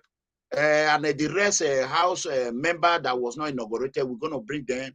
And we're going to make sure we create time, we come early. So I want to beg everyone, please, I've already late for 20 minutes. So go ahead and close today's program. Honorable Dr. Osifo, go ahead. Well, I just want to thank you for your time. I want to thank you for finding me worthy to appear on your program. I want to thank those who participated. They really made it worthwhile. And I want to say that battles are not won by folding our arms. We must make deliberate and conscious effort to stand up in defense of truth. Injustice will continue to prevail where good men who are supposed to fight, for the survival of the society, just sit there, watch and do nothing. So for me, I want to encourage every Edo sons and daughters to rise up in defense of our Edo nation. And we must not continue to be quiet. We must speak. And I am sure through our words and actions, we will be able to change the narratives. And for those who are doing the wrong things, I think they should speak to their conscience and let wisdom, guide their actions. So again, I thank you for having me here. God bless you, and God bless listeners and viewers.